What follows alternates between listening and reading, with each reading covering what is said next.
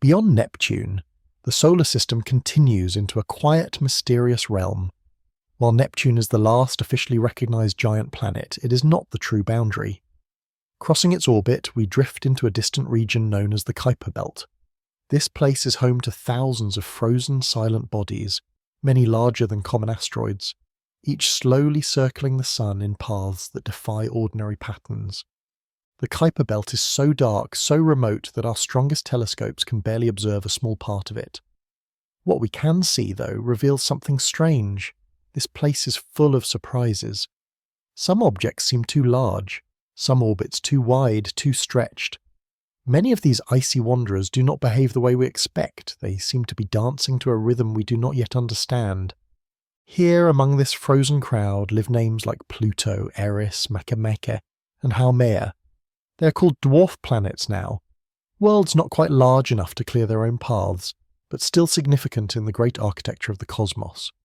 Yet these are just the known ones. There are others even stranger. Take Sedna, for instance. Its orbit is so vast that it never truly comes close to the Sun. It spends nearly all of its long, cold journey near what astronomers call the gravitational edge of our solar system. Sedna doesn't follow the same rules as the inner planets. It barely acknowledges the Sun's warmth. The question that haunts scientists is, how did it get there? Even more puzzling, Sedna is not alone. Another object, known by the technical name 2012 VP113, shares a similar path.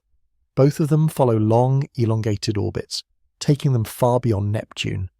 Not only that, but many of these distant objects also seem to cluster together. They reach their closest point to the Sun, their perihelion, around the same region in space. That kind of shared pattern in such a vast empty region is very unlikely to happen by chance. This quiet agreement among orbits hints at something bigger, something unseen. Some invisible presence must be guiding or pulling these icy bodies into alignment. And this has led scientists to consider an exciting possibility: Planet 9. The idea of Planet 9 is not based on wishful thinking. It comes from computer simulations that try to explain the behavior of Kuiper Belt objects.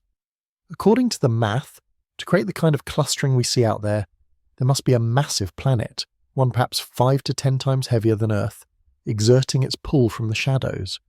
It would be orbiting 10 to 20 times farther out than Neptune, taking anywhere from 10,000 to 20,000 years to complete a single journey around the Sun.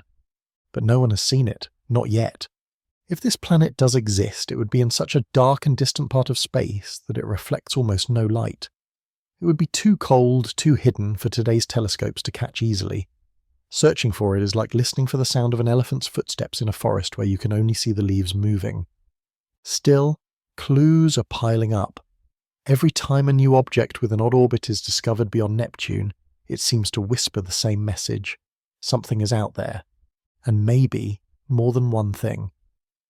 Into one, a team of astronomers suggested that perhaps it is not a single planet at all.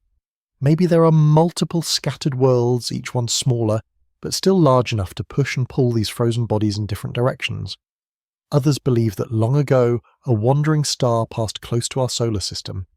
Its gravity may have disrupted the peaceful orbits and left chaos behind. This idea isn't as far-fetched as it sounds. Stars often pass near one another, especially in the early stages of a system's life. If one came too close, it could have pulled objects out of their original orbits, flinging them into distant tilted paths, and those tilted paths are everywhere. Many Kuiper Belt objects do not orbit in the same flat plane as the planets. Instead, their paths rise at strange angles, some nearly perpendicular to the solar disk. Others appear to gather in certain directions, as if being guided by something invisible. This kind of behavior suggests something unusual has happened, or is still happening. It is not just a quiet corner of the solar system, it is a place filled with stories, of past collisions, of distant encounters, of whispers from another star system that once passed by. The telescopes that might one day find answers are already being prepared. The Subaru telescope in Hawaii is one of our best tools for this hunt. Soon it will be joined by the Vera C. Rubin Observatory, expected to begin operations in 2025.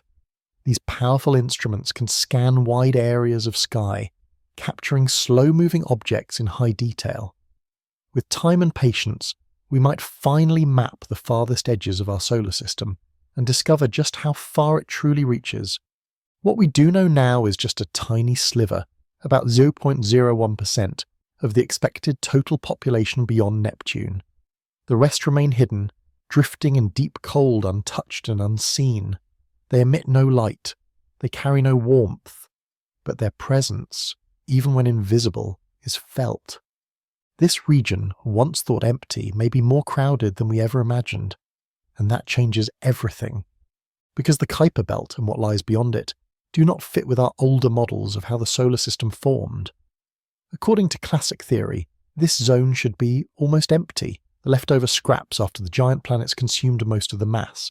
But that is not what we see. Instead, we find a surprising number of frozen objects, each one holding a piece of the puzzle. These findings challenge our belief that the planets formed where they are today. Instead, many scientists now think the giant planets, Jupiter, Saturn, Uranus and Neptune, may have migrated, slowly shifting position over time.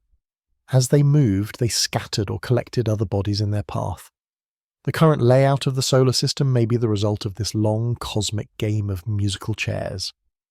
Understanding what lies beyond Neptune is not just about discovering another planet. It is about learning the limits of gravity, the history of ancient collisions, and the possible influence of other stars. It is about reading the footprints of creation in the snow at the edge of our world. And so every new icy object, every tiny fragment that behaves oddly becomes a clue, a signpost pointing to something we still do not fully grasp. We have only begun to explore this frozen frontier, but already it has started to rewrite the story of the solar system. Even after millions of years of simulated motion, the unusual orbital alignment of distant objects continues to hold.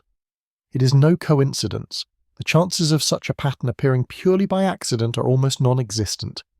And this very anomaly has become one of the strongest clues supporting the existence of a mysterious body. Something unseen, perhaps a hidden planet, or maybe a different kind of gravitational force altogether. Back in 2016, two astronomers, Konstantin Batygin and Mike Brown, published a study that drew the attention of the scientific world. Their work modelled the strange clustering of these distant icy bodies and showed that the best explanation was not a simple fluke. It was likely caused by something real, something big. A hidden planet several times heavier than Earth, quietly orbiting more than 500 astronomical units away from the Sun. The idea was bold. Some scientists hailed it as revolutionary. Others urged caution. But everyone agreed on one thing: something out there did not make sense. And things only get more complicated from here. Most of the objects being studied take thousands, even tens of thousands of years, to complete a single orbit around the Sun. That means when we look at them, we are only seeing a tiny moment in their endless journey. We are trying to understand their paths with just a fragment of the story. The models we use are based on incomplete data. Even so, the same strange patterns keep showing up again and again. Another layer of mystery comes from their orbital tilt. Many of these far-off objects do not travel in the same flat plane as the planets. Instead, their orbits are tilted, sometimes by 40 degrees or more. According to the traditional models of how the solar system formed, this should not happen. Something must have changed their paths after they were formed. But what? It's not only their orbits that confuse scientists, it's also the physical shape and behaviour of these distant worlds. Some dwarf planets, like Haumea, spin so quickly that they are stretched, shaped more like eggs than spheres. Others, like Arakoth, have gentle, peanut-like forms that suggest they avoided major collisions during their entire existence. This goes against what was once expected. In such a crowded region, violent impacts should have been common. This means something deeper is at play.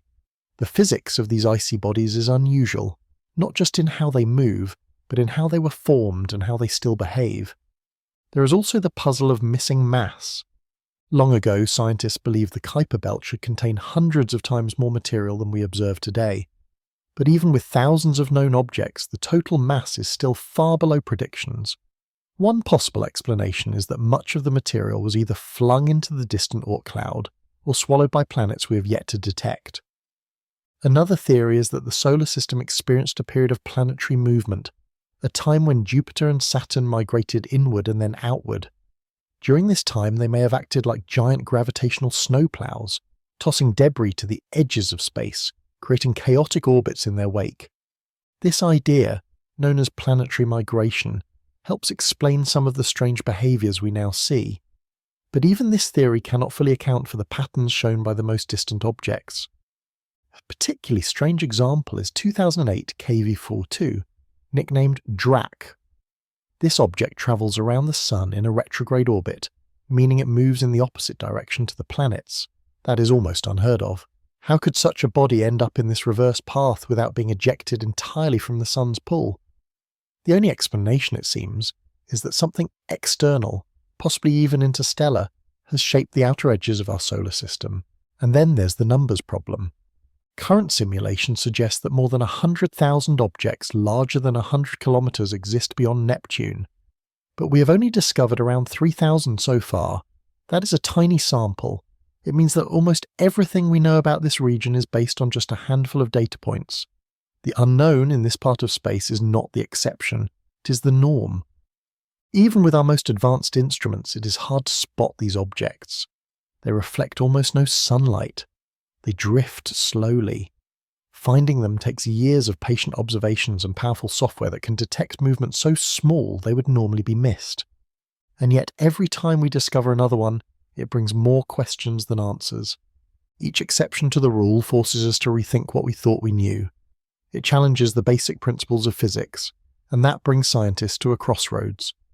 In science, when reality does not match the predictions, there are only two options. Either the data is wrong, or the model must be changed. In this case, the data is solid, and it keeps growing. The models, however, are struggling to keep up. It is becoming more and more likely that the solar system is much larger than we used to believe. For decades, people thought the solar system ended near Pluto. That idea began to fade with the discovery of the heliosphere, the Oort cloud, and those distant frozen objects with extreme orbits. Now some astronomers suggest that the true edge of our solar system could be as far out as 100,000 astronomical units from the Sun. That is more than 1 light year in radius. What defines this boundary is not a solid wall. It is the limit of the Sun's gravitational pull. As long as a body stays within that invisible embrace, it remains part of the solar system, even if it takes millions of years to complete a single orbit.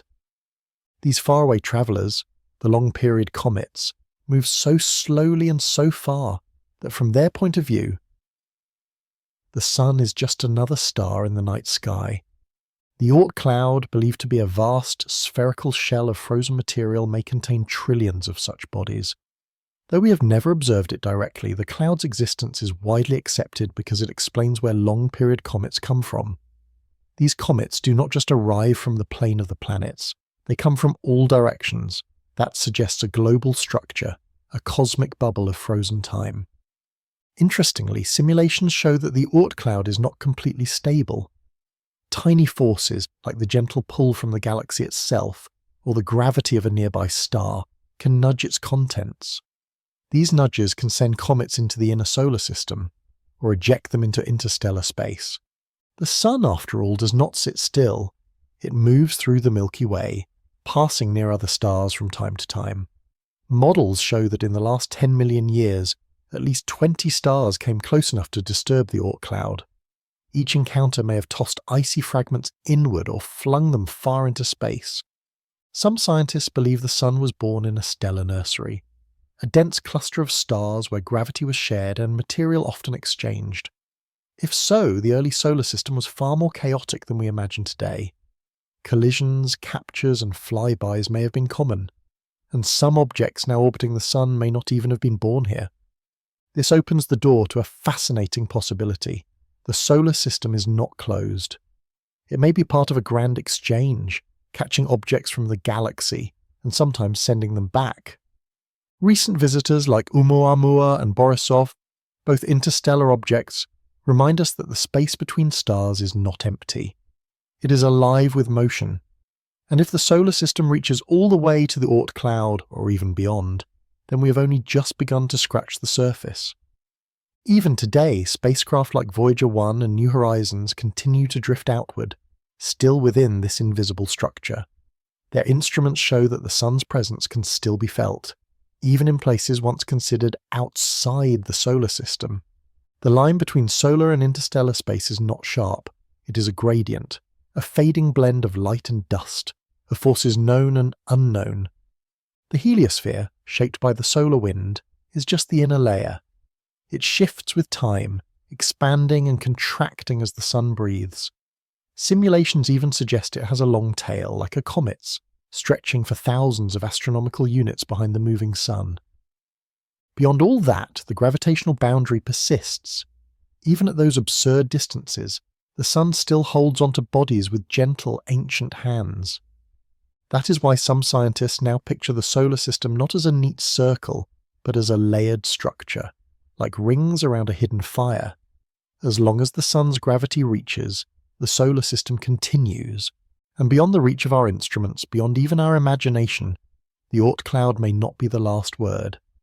Some models suggest that fragments once tied to it have already slipped away, forming a quiet halo of debris that surrounds us.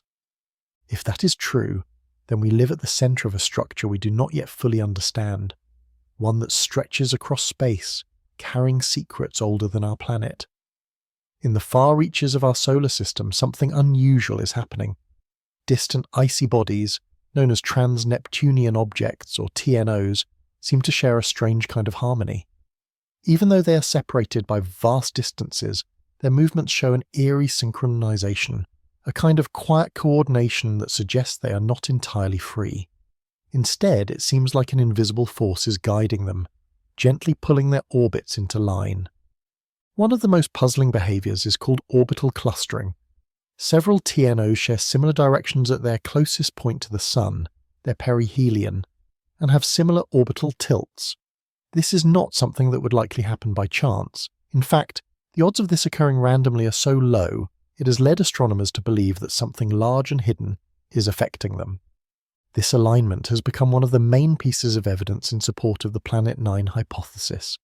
The idea that a massive planet far beyond Neptune is shaping the movements of these distant objects, and maybe it is not just one planet, but several massive bodies. Take 2015 TG387 for example. It never comes close enough to Neptune or any of the gas giants to be influenced by their gravity, and yet its orbit is oddly well behaved, unusually ordered, considering how far out it is. The only explanation that fits is that something even farther away, something large, cold and unseen, is exerting a subtle gravitational pull. It is as if these distant objects are being quietly shepherded by a ghost, a planet we have not yet discovered. The mystery deepens when we look at the steep angles of some of these orbits. Objects like Niku and Drak travel in paths that are nearly perpendicular to the flat plane where the planets orbit. Standard solar system formation models struggle to explain this. How could such high inclination orbits exist? One idea is that these objects were pulled into these unusual paths by a distant planet whose orbit lies at an angle to the rest of the solar system. Another possibility is that they were nudged by galactic tides, gentle but far-reaching forces caused by the gravity of our galaxy. Some TNOs are so far out and so untouched by the known planets that they are called detached objects. They seem to exist in gravitational isolation, moving through space as if they were gently placed there by an unknown force and then left alone. No current model can fully explain their behavior, but when simulations include a large distant planet, roughly the size of a super-Earth, the pieces start to fall into place.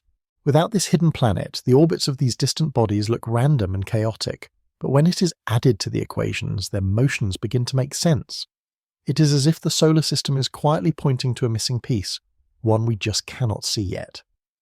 In 2023, a study looked again at 16 of the most extreme TNOs, those with the longest and most distant orbits. Even after running the simulations over tens of thousands of years, their orbital alignments remain steady. This kind of long-term stability is hard to explain unless there is something massive holding them in place. Even more telling, when Neptune is removed from the simulations, the alignment still holds. That means whatever is responsible for this behavior must be heavier and farther than Neptune. This discovery shakes the idea that the solar system is a calm and predictable structure. Instead, its outer edge appears to be a strange mixture of order and disorder, shaped by forces we do not yet fully understand. Some of these forces may be relics from ancient times, Others could be active even now, a quiet tug of war still playing out at the edge of space. The question of where these objects came from adds another layer of mystery. Did they form out there in the cold and dark? Or were they once part of the inner system, thrown outward during a chaotic period of planetary migration? Or perhaps were they stolen, pulled in from another star system long ago? Every one of these distant objects, every frozen world drifting silently in the dark, could be a survivor from a different era. Each one carries a piece of the solar system's long and complicated story. Despite all this, Planet 9, or whatever is shaping these orbits, has never been seen, but the clues it leaves behind keep growing. Each new TNO with an odd trajectory is like another note in a song we can hear, but not yet see the instrument playing it. The rhythm is there, the pattern is real, we just have not found the source yet. This is not mere theory. These patterns have been statistically confirmed and backed by careful observations. More and more astronomers now believe that something massive, perhaps a planet, is hiding in the darkness beyond Neptune. Which brings us to one of the most mysterious objects ever found, Sedna. Sedna is a dwarf planet discovered in 2003. It is about 1,000 kilometers wide, large enough to be significant, small enough to be missed if not carefully looked for. But what truly makes Sedna special is not its size, but its orbit. Sedna takes about 11,400 years to complete one trip around the Sun. That is more than 40 times longer than Pluto's orbit. But the numbers are not the strangest part. It is the shape of Sedna's orbit that caught astronomers off guard. At its closest, Sedna comes no nearer than 76 astronomical units, nearly twice as far from the Sun as Pluto. At its farthest, it drifts to a staggering 940 AU. That is almost 1,000 times the distance from Earth to the Sun. What makes Sedna even more mysterious is its isolation.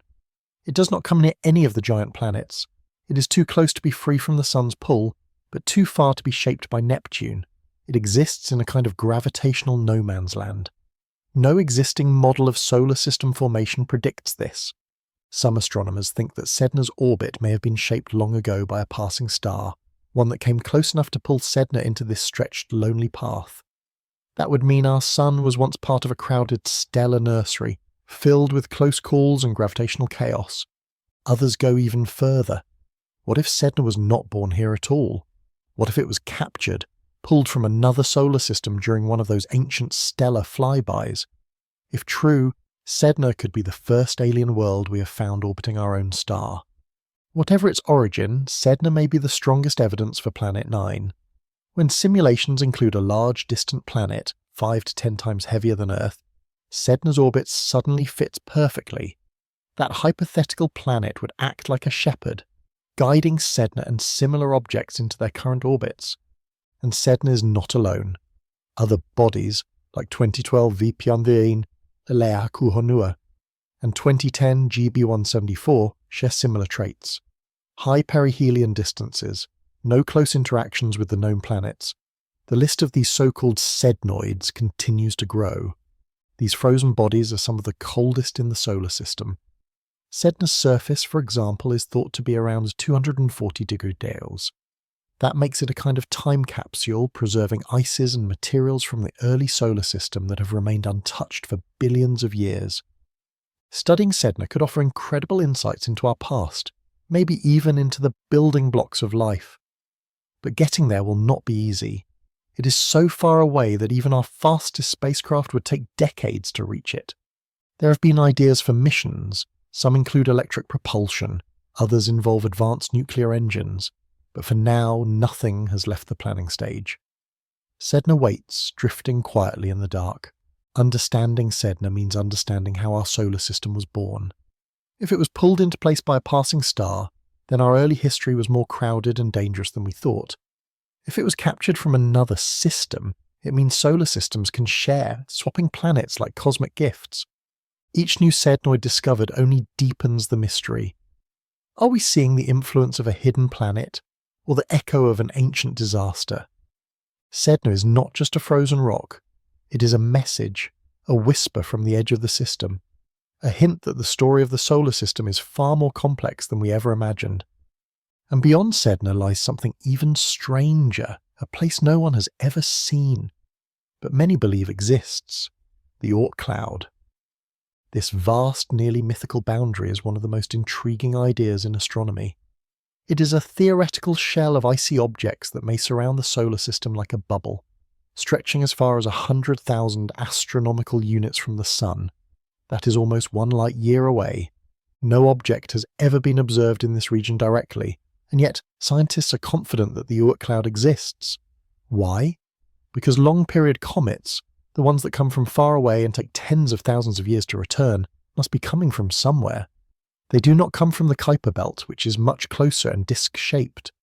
Their random directions and long travel times suggest a much larger spherical source. That source is believed to be the Oort cloud. It may contain trillions of icy fragments, most of them no larger than mountains, but some possibly as big as planets. They are loosely bound to the Sun's gravity, which makes them very sensitive to outside nudges, like the pull from passing stars or the gravitational tides from the Milky Way itself. Just a small disturbance is enough to send one of these icy objects tumbling inward, toward the Sun, appearing in our skies as a bright, long-tailed comet. No telescope has ever seen an object in the Oort cloud. These icy bodies are too far away, too small, and too faint to be spotted directly. And yet scientists are convinced the Oort cloud exists. Why? Because of comets. Those long-tailed visitors that streak through our skies, the way they move suggests they came from a place far beyond the Kuiper belt, the outer ring of icy debris. Their distant paths can only be explained by a source that lies much farther out. Still, because we have never directly observed an Oort cloud object, it remains theoretical, a boundary that exists more in equations than in images. But even if we cannot confirm it fully, we cannot ignore it either. The evidence keeps pointing to the same conclusion. Some models propose that the Oort cloud is not just one shell, but 2 layers. The inner layer, sometimes called the Hills cloud, might begin around 2,000 astronomical units, AU, from the Sun. The outer layer could extend all the way to 100,000 AU, nearly 1 light year away. Objects in this region move so slowly, their orbits could take millions of years to complete. These are some of the slowest travellers in the entire known universe. But where did this mysterious cloud come from? One idea is that it was born during the formation of the gas giants. As Jupiter and Saturn moved through the early solar system, they may have thrown icy material outwards. Most of that debris escaped into deep space. But some of it remained, captured in long looping orbits, and eventually became the Oort cloud. If this is true, the cloud is a relic of early chaos, a memory of the solar system's most restless days. Another possibility is even more incredible. The Oort cloud might not be entirely ours. During the Sun's early life, it likely passed near other stars. In those close encounters, it could have pulled bits of debris from other systems, foreign material that now quietly orbits our star. If so, the Oort cloud could be a cosmic collection, containing both local and interstellar immigrants. Because of its shape and distance, the Oort cloud may not even be a true cloud at all. Instead of a sharply defined sphere, it might be more like a fading halo, a diffuse mist of icy fragments that gradually blends into interstellar space. If this is the case, then it is even harder to detect. There is no edge to cross, no clear line to find, just a quiet fading away into the dark. Some scientists believe the Oort cloud may even play a role in mass extinction events. A passing star or a ripple from the galaxy's gravity could disturb the cloud and send a storm of comets flying toward the inner solar system. One theory suggests a companion star nicknamed Nemesis might pass by every 26 million years, triggering waves of impacts on Earth. In 2019, something remarkable happened. A comet named Tuai-Borisov entered our solar system, and its path showed it came from another star system. It was interstellar. This discovery suggests that other stars, too, might have their own versions of an Oort cloud.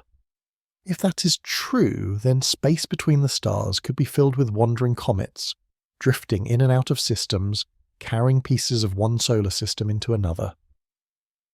Efforts to detect the Oort cloud directly are still ongoing.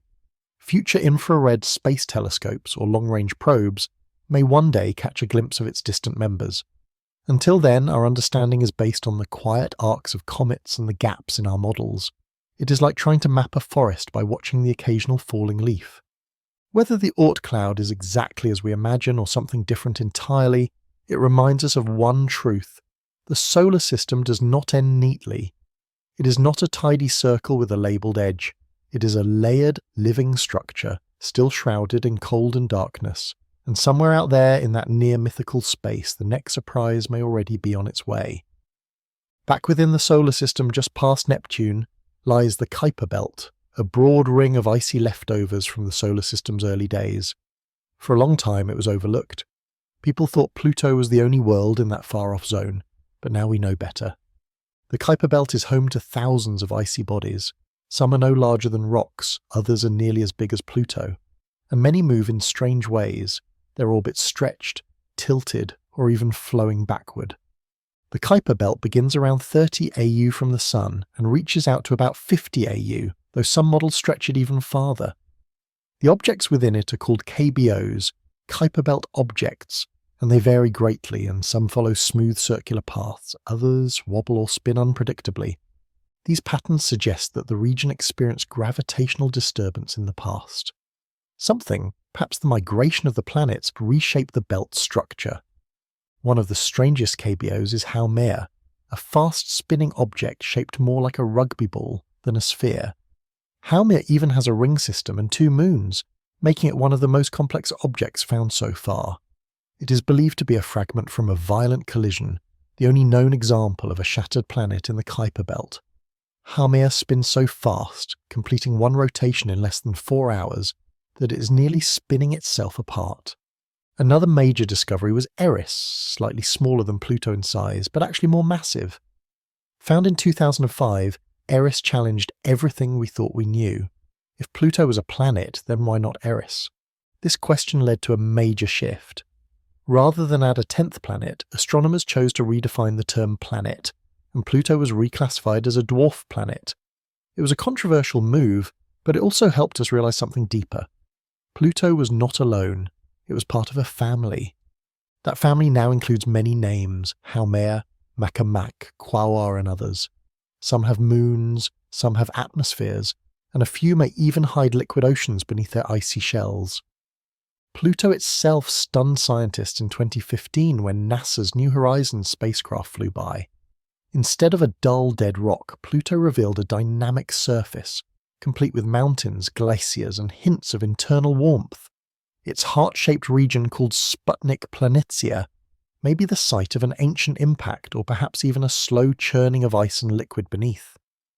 Another odd Kuiper Belt object is Makemake, a reddish, methane-covered world with at least one known moon. Its orbit is slightly tilted, placing it in a category of objects that seem to avoid Neptune's pull. These detached objects follow paths that do not match typical orbital rules. Their existence hints at past disturbances, or maybe a hidden influence still at work today. There are also resonant objects like Plutines.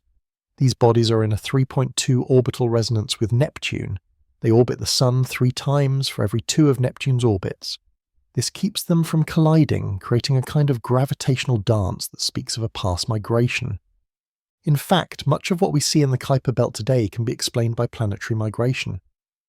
As Neptune and Uranus moved outward in the early solar system, they carried smaller bodies with them, sometimes trapping them, sometimes scattering them, and sometimes flinging them out to the Oort cloud or beyond. What remains in the Kuiper Belt is a quiet record of that ancient motion, a fossil map of how the planets once moved. Many KBOs rotate unusually slowly, and some tumble through space in chaotic spirals. Their surfaces are often reddish or grey, stained by sunlight and time. Some even show signs of cryovolcanism, frozen eruptions, or internal oceans kept warm by the faint glow of radioactive decay.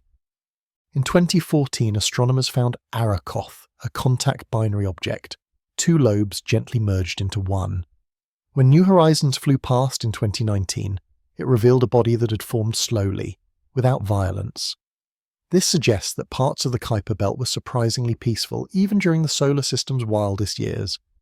Despite all we have discovered, astronomers believe we have seen less than 1% of the Kuiper Belt's population. Most objects are too small, too faint, or move too slowly to be spotted. But future missions, including surveys by the Vera C. Rubin Observatory, may uncover thousands more, including new dwarf planets. The Kuiper Belt is not just a place of frozen rocks, it is a library of ancient information filled with clues about how the solar system was built and how life perhaps began. And at the centre of this story, still beating quietly in the dark, is Pluto. For most of the 20th century, Pluto was seen as the ninth planet, the lonely guardian of the solar system's edge. But with time, that image changed. Pluto is no longer alone, and maybe it never was. Instead of being demoted, Pluto was revealed for what it truly is, the first member of a vast new world, a hidden system of icy orbs orbiting far from the Sun, and perhaps the beginning of something even bigger. Some worlds in the outer solar system are not geologically dead. They are still whispering stories of ancient chemistry and quiet activity. Haumea, for example, spins so fast that it has taken on an elongated, football-like shape. It is not alone in its strangeness. Haumea also has a ring around it, one of the very few ringed worlds found beyond the giant planets. Another icy object, Quaoar, has a ring too. But what puzzles scientists is where that ring is located. It sits outside Quaoar's Roche limit, a region where, according to classical physics, a ring should not survive. And yet, there it is. These discoveries are gently rewriting what we thought we knew about what is possible in the frozen dark. What makes these icy bodies even more fascinating is their chemical makeup. Pluto and its neighbours are not just frozen orbs, their surfaces are rich with volatile ices, like methane and nitrogen. Even more remarkable, some of these surfaces show signs of complex organic molecules, such as tholins. These reddish compounds are created when sunlight transforms simpler organics, and they may be early building blocks of life, preserved in deep freeze for billions of years. The Kuiper Belt is also home to binary systems, pairs of objects that orbit each other closely. The most famous of these is Pluto and its moon Charon, but many smaller Kuiper Belt objects also have companions. These duos may have formed from gentle mergers slowly spiralling together during the solar system's early days. Their existence offers clues about how small objects once gathered before the era of planets. One important lesson from Pluto's journey is that labels can miss the bigger picture. Whether we call these distant bodies dwarf planets or planetesimals, they are active, diverse, and deeply valuable to science. They do not fit neatly into our old categories, and perhaps they should not have to. The deeper we explore, the clearer it becomes. Our solar system is not just the Sun and 8 planets. It is a layered, complex structure, full of stories yet untold. Some scientists now say Pluto should never have been considered a planet, not because it is too small, but because it was never alone. From that view, the solar system has always had 3 zones: the inner rocky worlds, the middle giants, and the outer icy population. Pluto was simply the first member of this 3rd zone that we happen to see. Our exploration is still just beginning. Missions like New Horizons and future observatories like the James Webb Telescope and Vera C. Rubin Observatory are expected to find hundreds of new distant objects in the coming years. Many may be planet-sized, and some could have atmospheres or even hidden oceans beneath their icy crusts. Pluto was not the end, it was a door. With each new discovery, the line between planet, moon, and asteroid becomes more blurred. The outer solar system is a place of hybrids, exceptions, and wonders. And perhaps that is Pluto's real lesson, that the solar system did not stop at Neptune.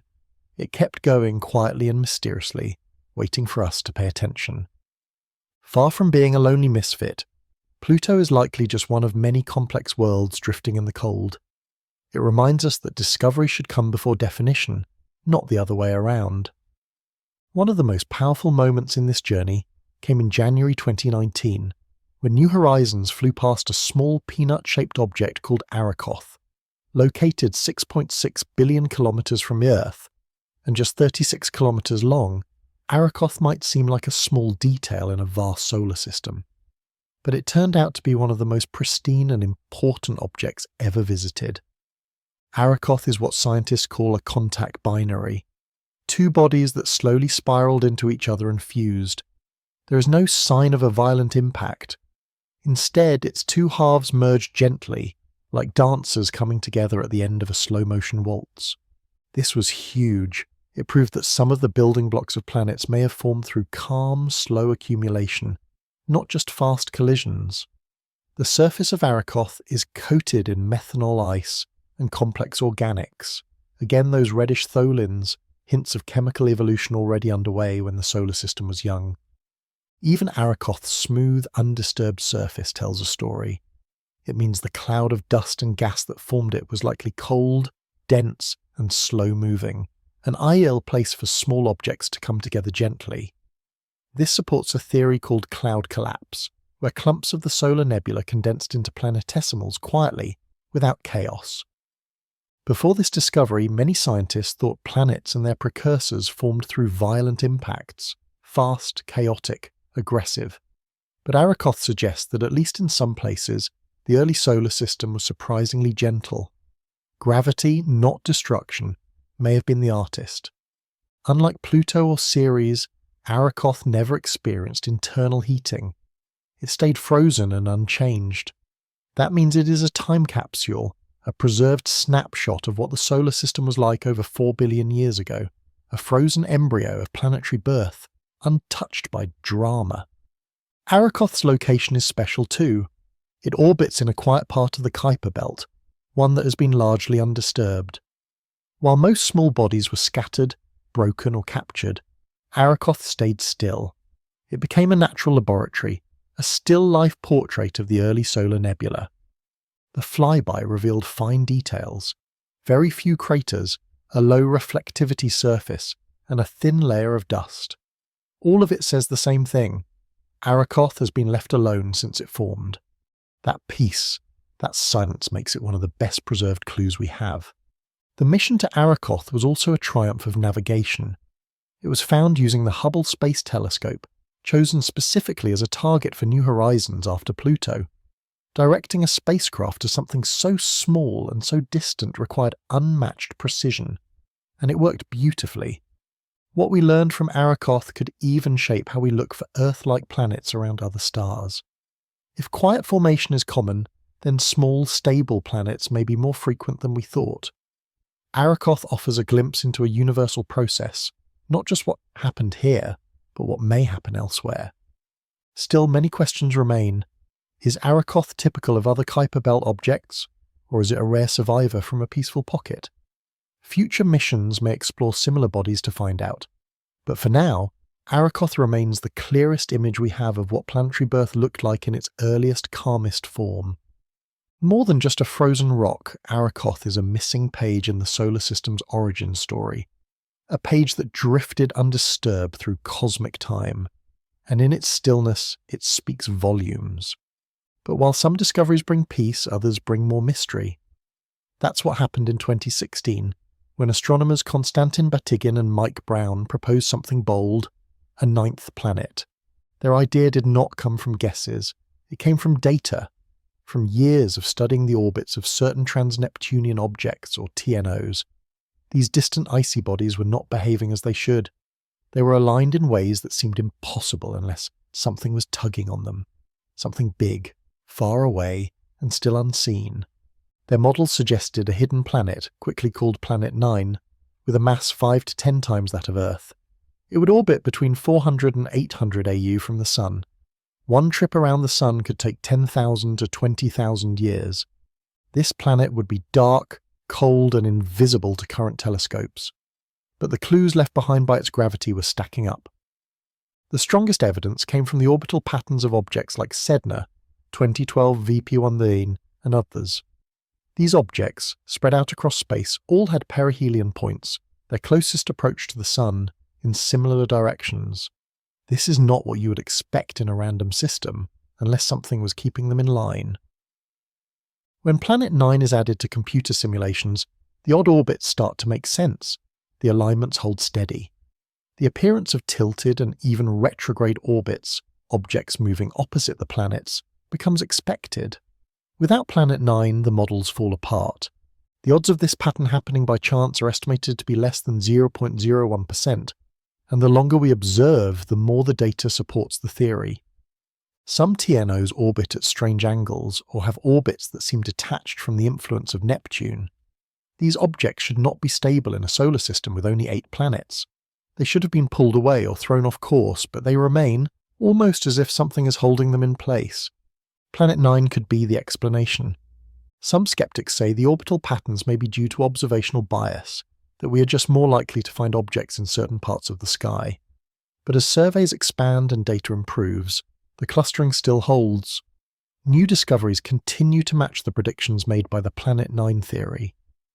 In 2021, a new study suggested that if Planet 9 exists, its orbit might be elongated, with a closest approach, or perihelion, around 300 AU. That would mean it might come closer than we previously believed, still far, but perhaps within reach of future telescopes. The search continues, but whatever lies in the dark beyond the known planets has already changed the way we see our solar system. We are no longer looking at a simple structure with neatly arranged planets. We are looking at a living system, full of layers, whispers and shadows, a place where ancient frozen worlds still drift, and hidden giants may still circle quietly in the dark. Even if Planet 9 exists, finding it will not be easy. It will be incredibly faint, possibly 1,000,000 times dimmer than the faintest star visible to the naked eye. That is not because it is small, but because it is so far away and reflects so little sunlight. At those vast distances, the sun's light barely reaches it. The planet would drift slowly across the sky, blending in with the backdrop of stars. Still, scientists are not giving up. Teams around the world are using infrared telescopes and advanced sky surveys to scan for something that moves very slowly across the sea of fixed stars. It is like searching for a single snowflake in a quiet blizzard. Detecting its motion could take years of careful observation, comparing tiny differences in sky images over time, but it is possible. The technology already exists. What is needed is patience and a little luck. If Planet 9 is ever found, it would be the first new planet discovered in our solar system in over 70 years. It would change everything, from how we understand the solar system's structure to how we imagine planets forming in other star systems. It would prove that giant planets can exist much farther out than we once thought, and that our 8-planet model may not be complete after all. Some scientists believe Planet 9 did not form near the Sun. Instead, it might have come from another star system, captured during the Sun's early years in a dense star nursery. If true, this would make Planet 9 a kind of interstellar traveller, a visitor from another world that found a home in the Sun's gentle pull and then slowly reshaped the outer edge of our system. And if Planet 9 does not exist, then the mystery only deepens, because something out there is pulling on objects in the far solar system. Their orbits are not random. Their paths show signs of clustering tilts and odd eccentricities that cannot be explained by the known planets alone. Whether it is a planet, a cluster of smaller bodies, or something stranger, the pull is real. These icy objects are known as etnos, extreme trans-Neptunian objects. They drift across the dark in long, stretched-out paths, some tilted high above the solar system's flat plane. Others move backward, in retrograde motion. These strange orbits cannot be explained by Jupiter, Saturn, or even Neptune. Something else must be disturbing them, either gradually over millions of years, or in one or more chaotic events long ago. A few of these distant objects share an especially strange feature. Their orbital nodes, the points where their paths cross the plane of the solar system, are oddly aligned. This is not expected. It is another quiet clue that something big is out there, watching over them, guiding them in silence. Some researchers believe it is not one planet, but perhaps a cluster of small planetary bodies. Each one might be too tiny to detect on its own, but together their combined gravity could shape the outer orbits. This is called the distributed mass hypothesis. Others look even farther out for answers. Perhaps the entire Milky Way galaxy is playing a role. Over millions of years, the gentle pull of the galaxy, the galactic tide, might slowly nudge loosely bound objects into new paths. In this view, the strange orbits we see are not caused by one planet, but by the whole galaxy pulling at once. There are also wild ideas. Some scientists wonder if a primordial black hole, a tiny but massively dense remnant from the early universe, might be orbiting the Sun from afar. If it existed, it would behave just like a planet in terms of gravity, but remain completely dark and invisible to all our telescopes. Another theory suggests the Sun may have once had a stellar companion, a second star that pulled and shaped the outer solar system before drifting away billions of years ago. If true, that long-lost companion may have left a gravitational fingerprint still visible today. Even the most careful models, though, still cannot explain everything. The observed orbital clustering should not happen in a peaceful random system. And while a single unusual orbit might be a fluke, dozens of orbits showing similar patterns cannot be easily ignored. If it is not a planet and not chance, then what is it? To find out, astronomers are turning to AI-powered tools and deep sky surveys. These programs can search through vast data sets, identifying objects that move slowly or show strange patterns. With each new object found, the models are refined. Either the alignment will weaken, or it will become stronger. For now, the tension between theory and observation remains one of the most exciting questions in modern planetary science. Whatever is pulling on these distant objects, it has already changed the questions we ask. It has redrawn the boundaries of the solar system. It has made us wonder not just how planets form, but where they can hide. The idea of a giant hidden planet far beyond Neptune is no longer science fiction. It is a serious scientific theory supported by mounting evidence. Some simulations suggest this planet might even be as massive as Neptune, but remain unseen only because of its great distance and faint glow. But if it is really there, why have we not seen it yet? The answer is simple: it is in the dark. At hundreds of astronomical units from the Sun, light barely reaches this planet. If it is made mostly of rock and gas instead of bright reflective ice, then it would be nearly invisible to optical telescopes. It may be drifting quietly among millions of background stars, a tiny, slow-moving shadow. One theory suggests that Planet 9 was born near the Sun, alongside Jupiter and Saturn, but was pushed outward in the early chaos of planetary formation. It never fully escaped the Sun's pull. It just settled into a long, stretched orbit. That could explain why its path takes it so far from view, and why it still tugs on other icy bodies. Another possibility is that the planet did not come from here at all. It may have been captured from another solar system, a cosmic drifter, caught in the Sun's gravity and slowly made part of our world. Other scientists believe that Planet 9 might be a kind of super-Earth, a planet larger than Earth but smaller than Neptune. These types of worlds are common in other star systems, yet missing from our own. Planet 9 might be that missing link, a super-Earth that never became a gas giant, now exiled to the edge of the system. The behaviour of the distant objects seems to favour one large planet rather than many small ones. Their shared orbital traits, long periods, high tilts, strange eccentricities, all point to a dominant gravitational source. Multiple independent studies have shown that a body 5 to 10 times Earth's mass could create the effects we are seeing. So again, why can't we see it? Because of its apparent magnitude. Planet 9 could be 1,000,000 times dimmer than even the faintest star visible to the human eye. It would appear as a small, slow, cold point of light, and only to the most sensitive instruments. If its orbit places it far from the plane where most surveys search, the ecliptic, then we may have missed it completely. That is why infrared telescopes are so important. A planet that does not reflect light might still emit heat, even just a little. This heat comes in the form of infrared radiation, invisible to our eyes but detectable with the right tools. Past surveys like WISE, the Wide Field Infrared Survey Explorer, have already searched parts of the sky for faint thermal signals. While no definitive detection has been made yet, the search is far from over. The Vera C. Rubin Observatory, expected to become fully operational soon, could be a game-changer. With its wide-field imaging and ability to scan the sky in great detail, it is perfectly designed to detect slow-moving objects over time. Many astronomers believe that if Planet 9 is real, Rubin will find it. And if it does not, the observatory could still rule it out with high confidence. Other ideas still remain on the table, including multiple small planets, a dense ring of debris, or even a primordial black hole the size of a grapefruit, but with the mass of several Earths. These are more speculative, but they show how much we still do not know about the solar system's outer edge. One thing is certain: the gravitational effects we see are real. The source, however, remains a mystery, and so the search continues. Somewhere in the silence of deep space, a planet may be waiting, or a ring of icy bodies, or a clue we have not yet imagined. The outer solar system is not empty. It is not quiet.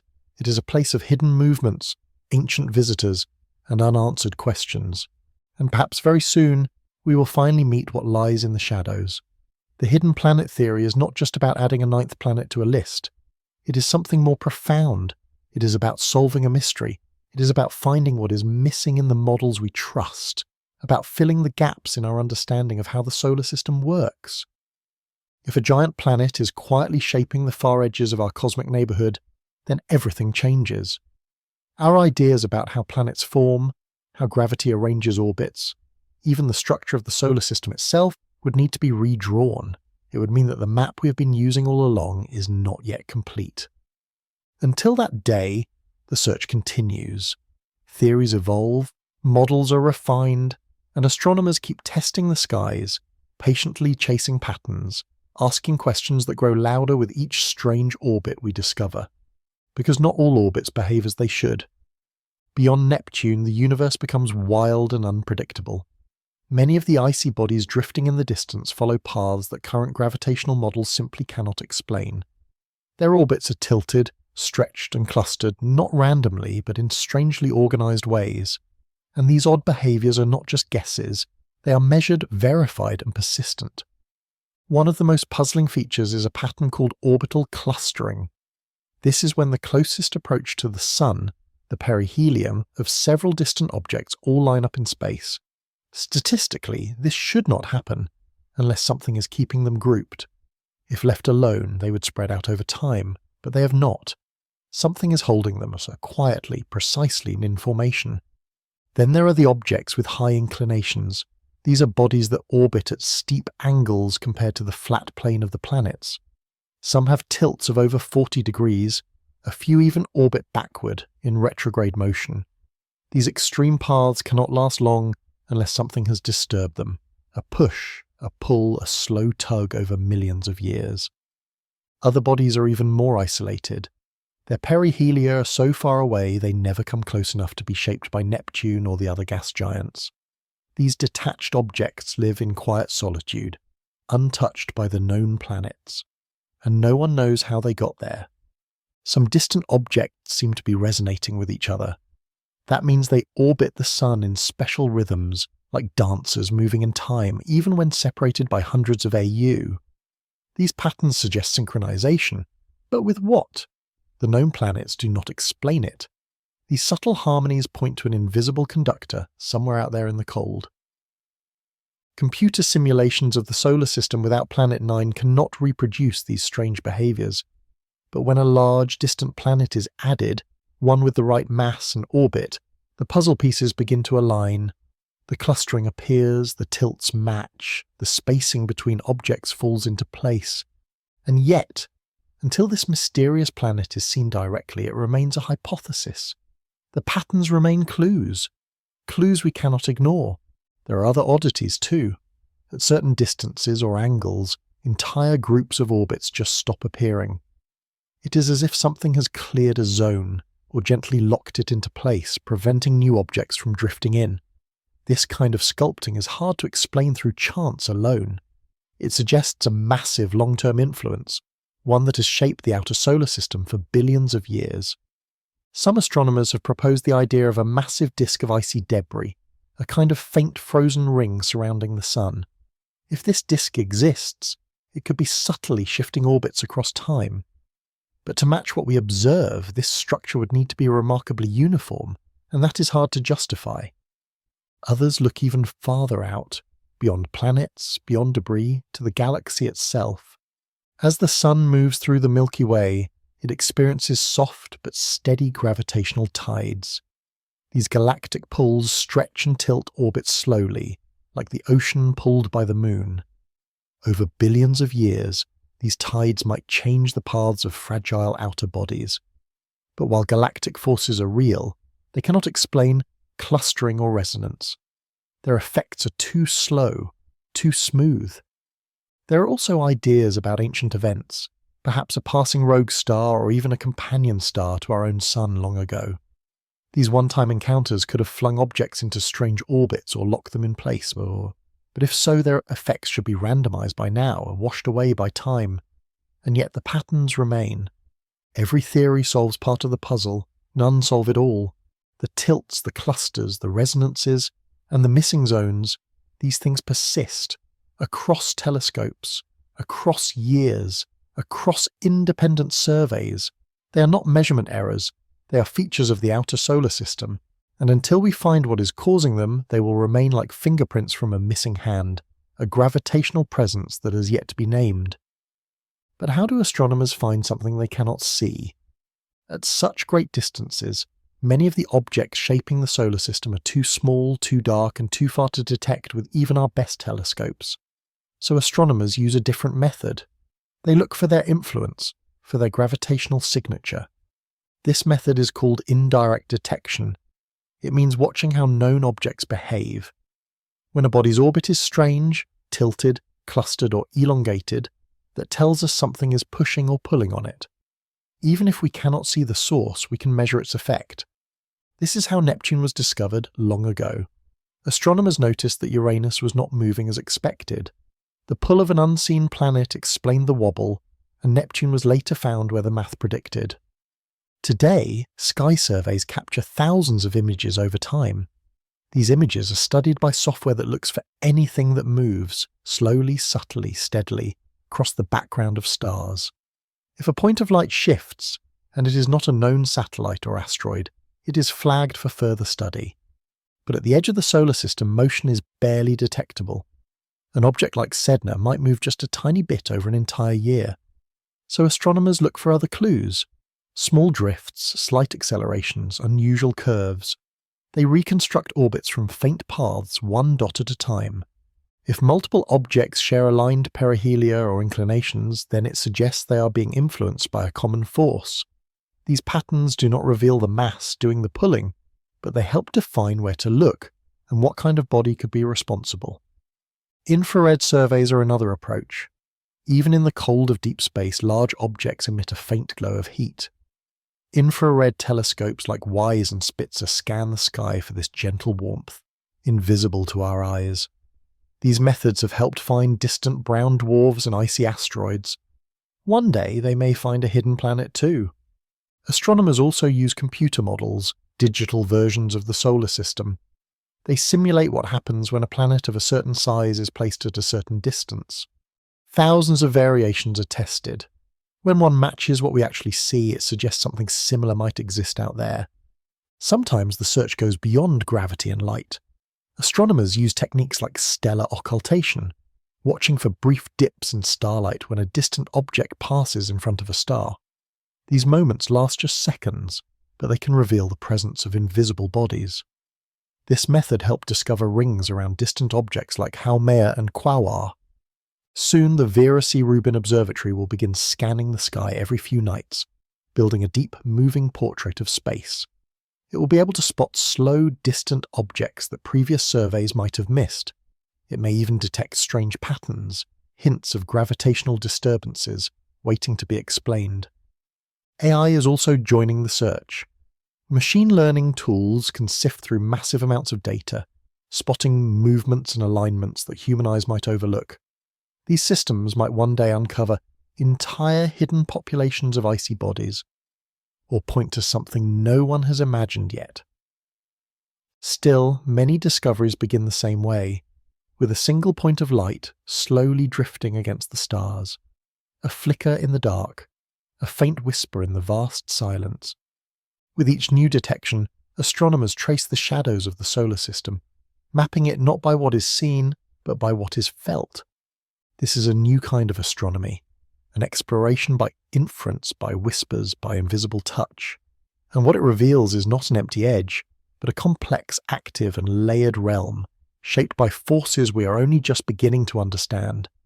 Even the movements of comets may hold more secrets than we thought. These icy travellers have fascinated humans for millennia. They blaze into the sky without warning, disappear just as quickly, and return only after long absences. But their stories often begin in the deep outer solar system, in places where gravity is weak and darkness is complete. Comets come in two forms. Short-period comets, which return often, are believed to come from the Kuiper belt, but long-period comets may take millions of years to return, or never return at all. Many of them arrive from odd angles, far off the flat plane where the planets orbit. Their unpredictable paths suggest they are being nudged, pulled into motion by something distant and unseen. Most scientists believe that long-period comets come from the Oort cloud, a vast distant sphere of icy debris that surrounds the solar system. But if they are so far away, what causes them to fall inward? The most likely explanation is a disturbance, perhaps a passing star or the slow pull of the galaxy itself. These gentle touches are invisible, but their effects. They streak across our sky in a glowing trail, messengers from the edge, shaped by a force we can feel, but cannot yet name. Some forces in space are too quiet to see, yet too powerful to ignore. The galaxy gently pulls at the edges of our solar system, not loudly, not suddenly, but softly and slowly, over millions of years. These tiny nudges might not seem important, but they may explain why comets, those icy wanderers, arrive from the darkness without warning. Some scientists believe a large distant planet, Planet 9, might be stirring the far edges of the Oort cloud. Like a hand brushing against leaves, its gravity might send comets falling inward. If true, this planet would be a kind of cosmic gardener, shaking the branches of the solar system and watching icy debris rain down toward the inner planets. Every comet might be more than just a visitor. It might be a signal, a quiet message from something far away, a whisper from a part of the solar system we still do not understand. Some comets do not follow normal paths. They come from above or below the solar system's flat plane, not from the familiar disk where planets orbit. This unusual behaviour cannot be explained by the standard planetary dynamics. Something must be tugging at them from strange angles. Perhaps that something is a hidden planet, or perhaps it is a force we have not yet named. Scientists have also noticed that some comets arrive in groups. They follow similar paths and appear to come from the same place, like a batch of travellers nudged into motion together. Maybe a shockwave hit them. Maybe a nearby gravitational force disturbed them all at once. But what caused that nudge? The answer is still a mystery. A few comets seem to come from outside the solar system entirely. One such traveller, 2I Borisov, passed through and then kept going. Its orbit did not belong to our Sun. It came from another star, a reminder that the solar system is not alone. We are part of a gravitational ocean, full of currents and ripples from distant stars and galaxies. Even the way comets shine can be surprising. Sometimes they light up in ways scientists cannot explain, outgassing strange jets, changing brightness for no reason tied to the sun's heat. Could these be signs of internal changes, or leftover effects from past gravitational events? Maybe they once passed near something massive that we never even saw. Some astronomers are now looking at comets not just as eye bodies, but as clues, probes that may reveal the shape of the hidden solar system. By tracing their paths backward, we can look for the sources of their push. Often those paths point to regions of instability, places where gravity is disturbed, and where something unseen may be hiding. But here is the mystery. If the Oort cloud is the only source of long-period comets, then why do we see so many? The numbers do not quite match. Could there be a second source? Or is there a hidden force that changes the flow of comets, a gravitational river we have not yet discovered? Some believe that comet activity increases after big shifts in the solar system's balance. New missions, like the Comet Interceptor, are being designed to catch a comet fresh from the far edge of the solar system, untouched, unaltered, and full of secrets. By studying its structure and chemistry, scientists hope to learn what forces dislodged it and what stories it carries from beyond. Comets are more than icy rocks. They may be markers of invisible architecture, tracing the skeleton of the solar system, a framework built not from metal or stone but from the soft pull of gravity. Every glowing tail might be a message, whispered across time from a place still hidden in darkness. Long-period comets are especially mysterious. They blaze across the sky with brilliance, and then disappear. Some return after millions of years, others never return at all. Their paths are so stretched, so far-reaching that they barely count as bound to the sun. These comets do not behave like the short-period ones that loop through the Kuiper belt. They come from a place far beyond, a place we cannot see but that we believe exists, the Oort cloud. This enormous cloud of icy debris may stretch from 2,000 AU to 100,000 AU from the sun. It surrounds the solar system like a cold, distant shell. We have never seen it directly, but we believe it is real because of how these long-period comets behave. They come from all directions, forming a sphere, not a flat ring. But how did this cloud form? One idea is that long ago these icy bodies formed near the giant planets, but as the solar system shifted and changed, they were flung outward by gravitational slingshots, powerful pushes from Jupiter, Saturn, and beyond. Some escaped completely, others drifted far away and remained loosely tied to the sun, forming the Oort cloud. Another idea is that passing stars helped populate the cloud. The sun may have formed in a crowded stellar nursery. Other stars passing nearby could have pushed icy objects outward, or even donated comets from their own systems. Some of the Oort cloud may be interstellar in origin, captured from other forming worlds. But even now there are mysteries. Why do some long-period comets arrive in waves, not as a steady flow? Some scientists think the galactic tide, the soft gravitational pull of the Milky Way, may stir the cloud from time to time. A nearby star passing too close could do the same. These disturbances might shake the cloud, sending comets inward in groups. Some even wonder if this might explain mass extinction events on Earth. If comet showers long ago brought devastating impacts from above. The composition of these comets is also fascinating. Many long-period comets are pristine, filled with ices and organic materials that have not been changed by repeated trips near the sun. They are like frozen time capsules, holding chemistry from the early solar system, or maybe even from another system entirely. Some are unpredictable. They flare, crack, or even break apart as they get close to the sun. Their surfaces vent gases or explode without warning. And we still do not know why some survive and others do not. Comets like Hale-Bopp or Neowise lit up our skies with stunning displays and left us with more questions. Hale-Bopp had a strange sodium tail. Neowise began outgassing far earlier than expected. These features hint at complex internal structures, at layers of history hidden beneath the ice. Tracking these rare comets is difficult. They appear suddenly and may vanish within months. Predicting their return is nearly impossible without very precise data. Even then, gravitational tugs from stars or planets can change their paths forever. Many of the brightest comets in history are now lost, drifting in silence, possibly never to be seen again. The Comet Interceptor mission will try to meet one of these icy messengers for the very first time, before it has been altered by sunlight, before it has melted or changed. This could be our best chance to see what the Oort cloud is truly made of, or to discover whether these visitors really belong to us at all. Long-period comets are rare, but every one is a clue. Each path, each chemical signature, each sudden flare might be part of a much larger puzzle. A puzzle that tells us not only about the edge of our solar system, but about its past and even its neighbours among the stars. One of the strangest mysteries remains. Why do some comets arrive from above?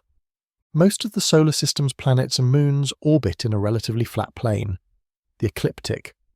Short-period comets often follow this pattern too, but many long-period comets do not. They arrive at steep angles. Some come in nearly vertically, from above or below the solar system. This behaviour supports the theory of a spherical Oort cloud.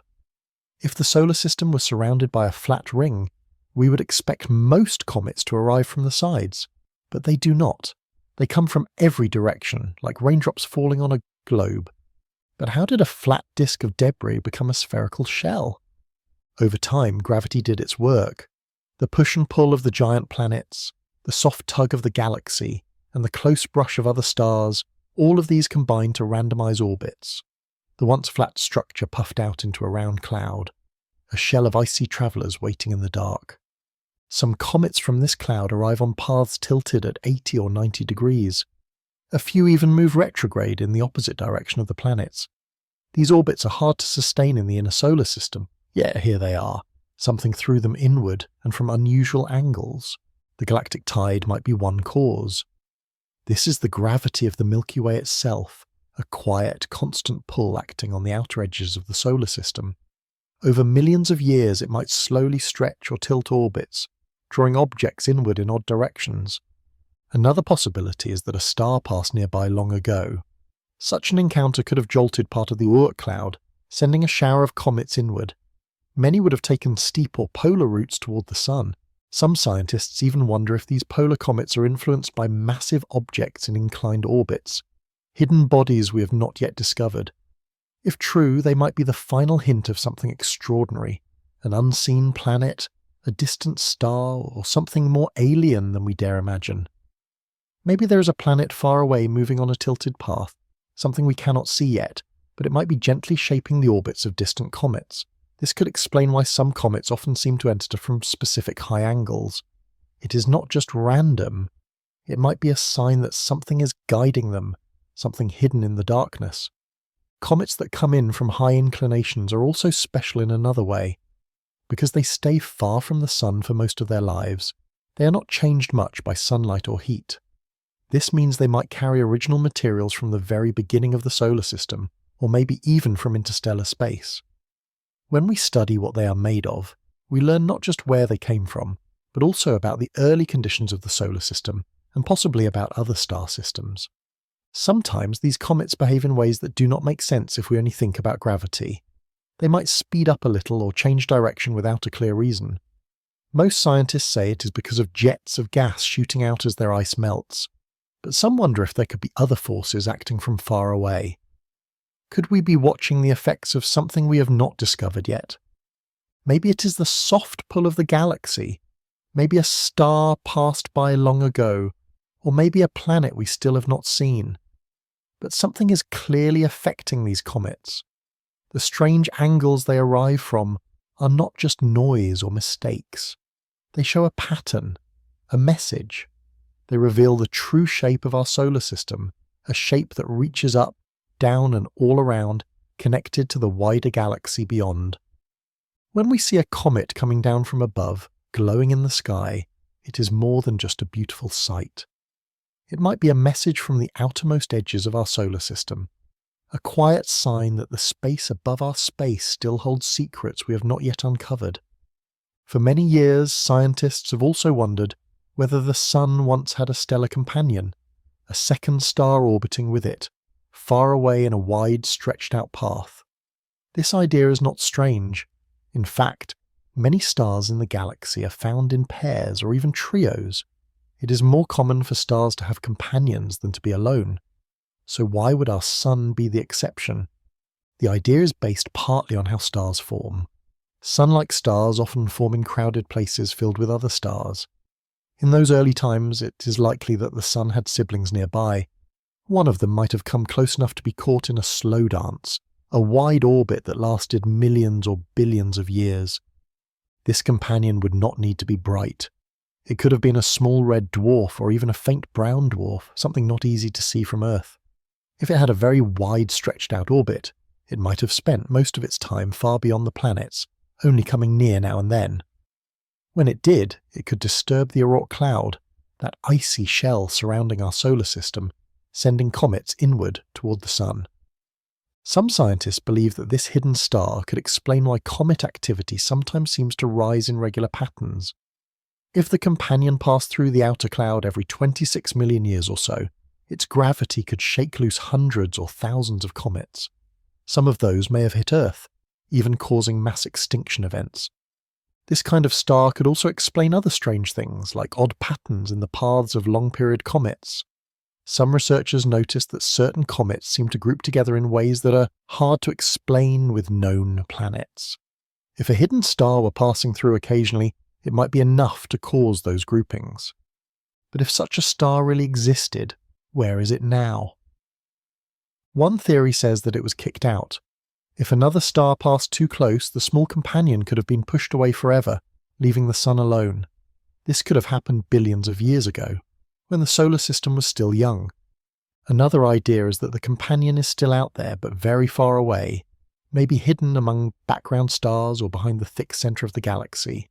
Some think it could be somewhere between half a light year and 2 light years away. If it is very small and cold, it would be extremely hard to detect with current telescopes. Projects like the Gaia mission have scanned the skies, looking for stars that may have passed close to our solar system in the past. While no clear companion has been found, these kinds of close encounters are more common than we used to think. It is possible that the Sun briefly captured a passing star in its early life, and they orbited together for a while before separating again. Simulations show that even a weakly bound star could stay in orbit for hundreds of millions of years before being pulled away. During that time, it could have caused changes to comet paths, shaped the Oort cloud, and helped form the outer structure of our solar system in ways we are still trying to understand. If true, this would change how we see the Sun, not as a quiet loner, but as part of a shared system. It would also give us a new way to think about how the solar system evolved, not just a peaceful process, but a story shaped by the lost partners and deep cosmic dances. So far, we have no direct proof that the Sun still has a companion, but the strange paths of comets, the gaps in the Oort cloud, and the possible timing of extinction events still leave the door open. The idea of a hidden sibling star remains one of the most fascinating possibilities in modern astronomy, and if we ever find it, even as a faint brown dwarf, it could completely change our understanding of our solar family's past. In the 80s, a theory took hold that captured the attention of both scientists and the public. It suggested that the Sun had a dark twin, a hidden companion star called Nemesis. This star, according to the theory, followed a wide elliptical orbit and returned every 26 million years, and each time it came close it brought disaster. This idea came from patterns noticed in Earth's history. Some scientists believe that mass extinctions seem to happen at regular intervals. If that was true, then maybe something out in space was causing them. Nemesis, the theory said, could be the cause. A dim red or brown dwarf star orbiting far from the Sun, too faint to see easily with the telescopes of the time. But as it came near, it could pass close to the Oort cloud and knock comets loose, sending a wave of icy bodies toward the inner solar system, some of them crashing into Earth. This seemed to fit with the timing of several major extinction events, including the one that wiped out the dinosaurs. That event, caused by a large asteroid or comet 66 million years ago, was seen as the possible result of Nemesis passing by. If Nemesis existed, it would take millions of years to complete one orbit, and every time it returned, it could reset the stage of life on Earth. But over time, new observations made the theory harder to support. Telescopes like WISE scanned the sky in infrared and found no sign of a brown dwarf in the places Nemesis was expected to be. No object large enough to cause such effects was found, and slowly the idea began to fade from scientific papers. Still, Nemesis was never completely forgotten. Some scientists argue that the data about comet impacts is incomplete. Maybe we just have not found the full pattern yet. Others say that if Nemesis was smaller or farther away than first thought, it could still exist, just harder to find. Some even suggest that the hidden object might not be a star at all. Maybe it was a large planet or a kind of failed star, orbiting on a strange tilted path. If so, its effects might still be seen through subtle gravitational changes, even if the object itself is long gone. The idea of Nemesis had a huge impact on culture. It appeared in books, movies, and scientific discussions. Even though it might not survive the strict tests of science, it opened a new way of thinking about the outer solar system and the Sun's possible history as part of a binary system. The question remains, have we always been a single-star system, or did we once have a companion we can no longer find? Binary star systems are common, especially among stars like ours. That makes the Sun a bit unusual, unless its partner was lost or never found. Whether Nemesis is a myth or misunderstood evidence, it has forever changed the way we think about hidden companions in space. And as we look toward the very edge of the solar system, we are reminded that the Sun's reach ends somewhere, at the boundary of its control. These tiny particles form a protective shell around our solar system known as the heliosphere. It pushes back gently against the material drifting between the stars. But the sun's wind, made of these particles, does not go on forever. Eventually, it slows down when it starts to meet resistance from the thin gas and dust floating through the galaxy. That place where the solar wind begins to weaken is where things become unusual. The first spacecraft to reach this distant edge were Voyager 1 and Voyager 2. Voyager 1 crossed the boundary in 2012, followed by Voyager 2 in 2018. They entered a space we had never touched before, interstellar space. This transition was not like hitting a wall. Instead of a sharp edge, the spacecraft sensed layers of change. The plasma became thicker. Magnetic fields twisted in strange directions. The region was filled with ripples and waves, not a smooth boundary at all. Voyager 1 noticed that the edge had bumps, almost like waves on the surface of the sea. It also picked up an increase in cosmic rays, those fast, high-energy particles from beyond the solar system. Their rise confirmed that the spacecraft had moved outside the sun's protective bubble. It was not just a theory anymore, it was a real crossing into a new part of the universe. Scientists had expected the sun's magnetic field to flip suddenly at the boundary, but Voyager 1 found that it barely changed. This was unexpected. Maybe the sun's influence stretches farther than we thought, blending into the galactic field. Or maybe the two magnetic fields interact in ways we do not yet fully understand. Inside the heliosphere, space is filled with solar wind and the sun's magnetic pressure. Outside, it is the domain of the interstellar medium, a thin, cold mix of gas, dust, and cosmic energy. When these two environments meet, they do not sit quietly, they clash and mix, creating shock waves and zones where particles trade energy. Another surprise was the shape of the heliosphere itself. It is not a perfect bubble. It is shaped more like a blunt bullet, pushed and stretched as the sun moves through the galaxy. The front is compressed, the back trails off like the wake behind a boat. This shape is always changing depending on how active the sun is and what it is moving through in space. This edge, the outer boundary of the heliosphere, is not fixed. It expands when the sun is more active and contracts when the sun is quieter, following its roughly 11-year cycle. During solar maximum, when the sun is bursting with flares and storms, the solar wind is stronger and pushes the boundary outward. During solar minimum, the sun calms down and the bubble shrinks, letting more galactic particles drift inward. These changes do not just affect empty space, they influence space weather, which affects satellites, astronauts, and even how much radiation reaches Earth. They may also change the behavior of comets and cosmic rays. Understanding where the sun's influence ends helps us protect our technology and learn more about the galaxy around us. In recent years, missions like IBEX and the upcoming IMAP are helping us build a three-dimensional map of this solar boundary. They detect neutral atoms that leak in from the edge, giving us a new way to picture the outer layer of the solar bubble we live inside. This heliopause is more than just a line. It is a moving, changing frontier, the place where our stars reach ends and the galaxy's begins. Every star has a heliosphere of its own. Each one is shaped by its winds, its motion, and its surroundings. By studying ours, we understand not only our solar system, but all the other star systems scattered across the sky. We used to think the solar system ended at Pluto. Then we found the Kuiper belt, and beyond that the Oort cloud. Now, we see that it ends at a boundary of plasma and magnetic fields, a dynamic outer shell where space changes character. The sun still shines here, but its control fades somewhere out there, in the quiet beyond. Between the outgoing solar wind and the calm drift of interstellar gas lies a chaotic boundary called the termination shock.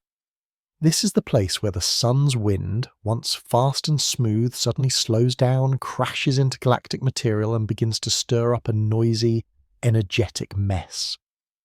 What lies beyond the shock is not peaceful. It is a zone of pressure, heat, and tangled magnetic fields. Voyager 1 entered this area in 2004. Suddenly, it detected a jump in temperature and the number of particles. This meant it had crossed into a new kind of space. Voyager 2 followed in 2007 and found even more turbulence. Scientists had expected to find a neat layer. Instead, they found something much messier, a mixed-up region filled with magnetic waves, heated particles, and surprising changes in flow. The zone between the shock and the edge of the heliosphere is called the Helios Heath. It is not a quiet area. It is buzzing with energy and full of pickup ions, particles that swirl in unpredictable paths, sometimes changing charge as they go. One unexpected finding was how the solar wind behaves here. It does not simply fade. Instead, it mixes with the galactic material in a complex way. The result is a kind of dance of charged particles, and some merging, some bouncing back, some flowing in new directions. This turbulent area also creates a special kind of particle, energetic neutral atoms, or ENAs. They are formed when particles from the Sun's wind trade electrons with galactic particles. These ENAs are now being mapped by spacecraft like IBEX.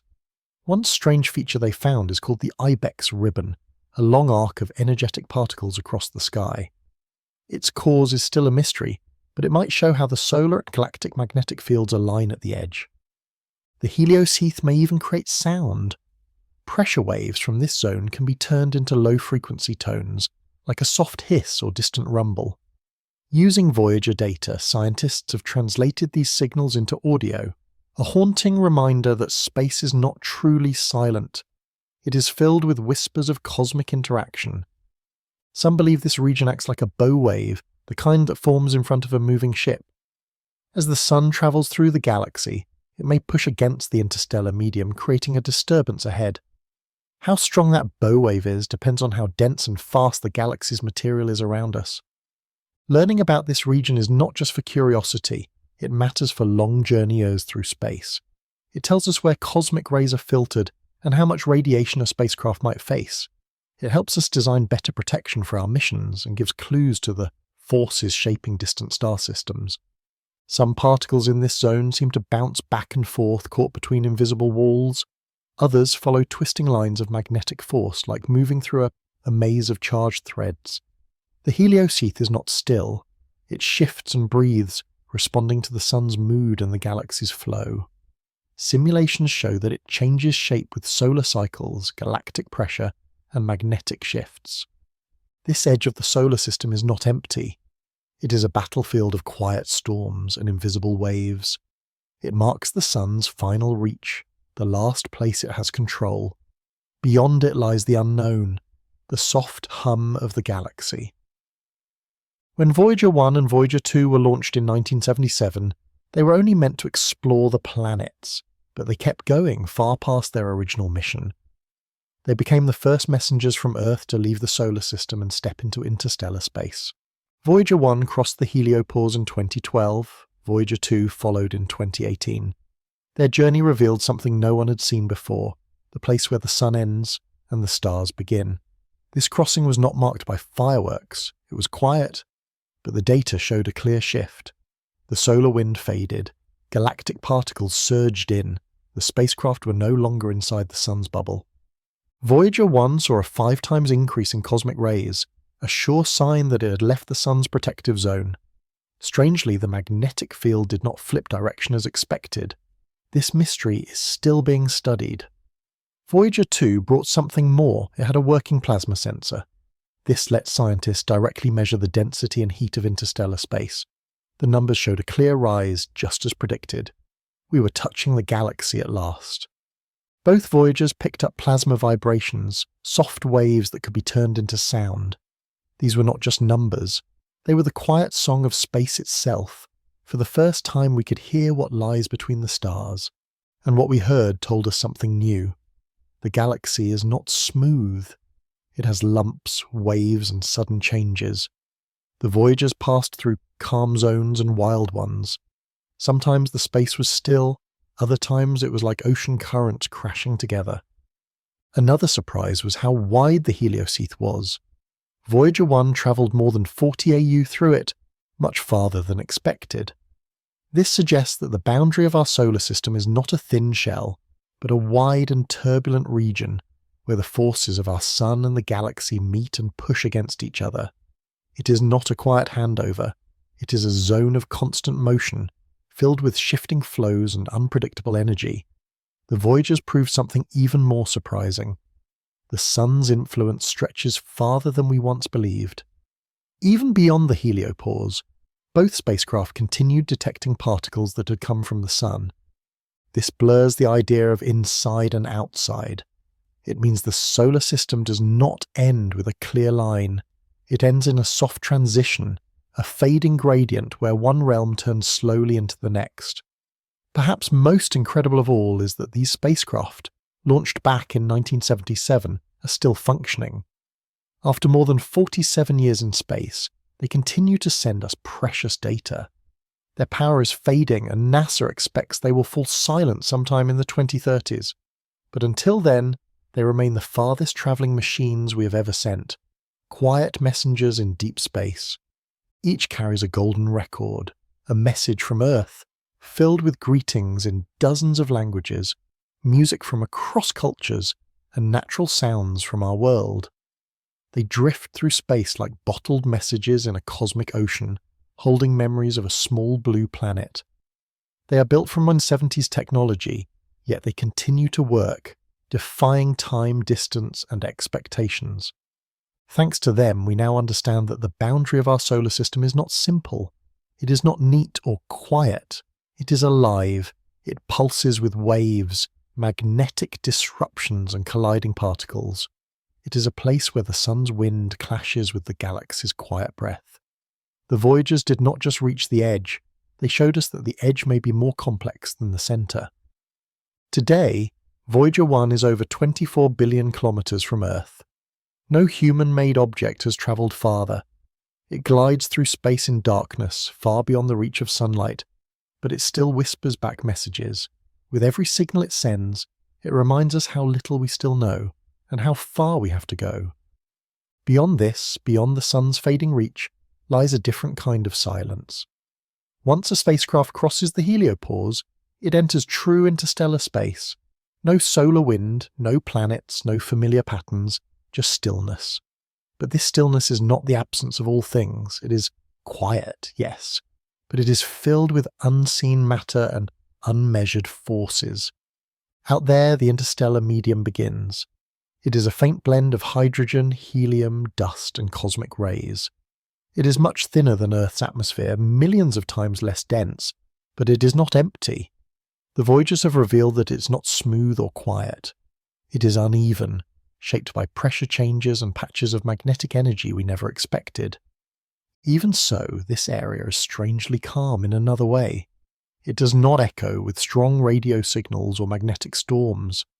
There are no planetary broadcasts, no bursts of energy from the sun. It is filled instead with faint waves and the soft hum of the galaxy itself.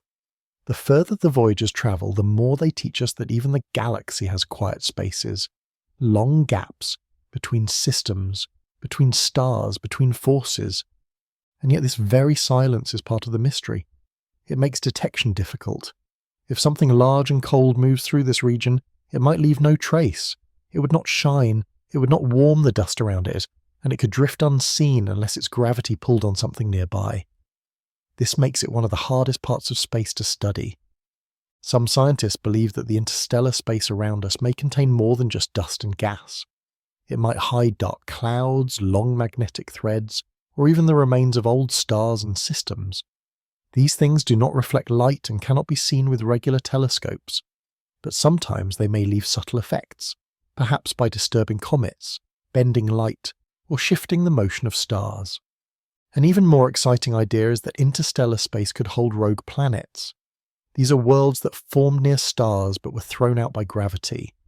Now, they float between systems with no sun to orbit. Some could have thick atmospheres, moons, or even oceans hidden beneath icy shells. There may be billions of them across the galaxy, silent travellers nearly invisible. Other parts of this space might contain dust storms, clouds of tiny particles moving through the galaxy. These could disrupt telescopes or even spacecraft. And inside those dust grains may be something special, organic chemicals shaped by old stars and scattered by supernova.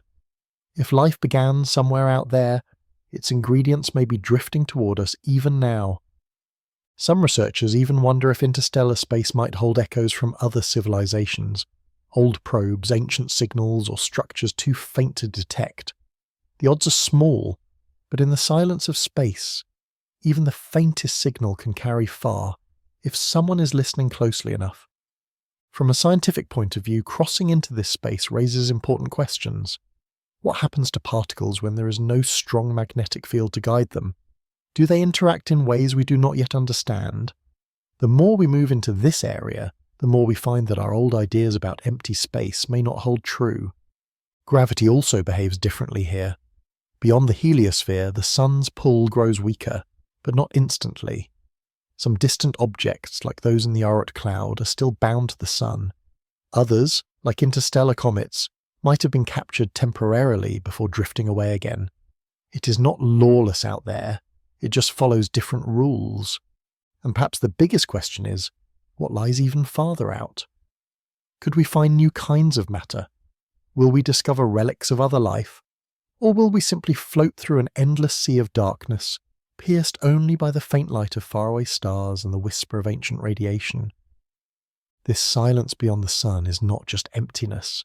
It feels like a pause, a quiet waiting. It is waiting for explorers, for new tools, for the day when we stop calling it beyond and begin calling it home. And beyond this silence lies the interstellar medium, not just quiet, but alive.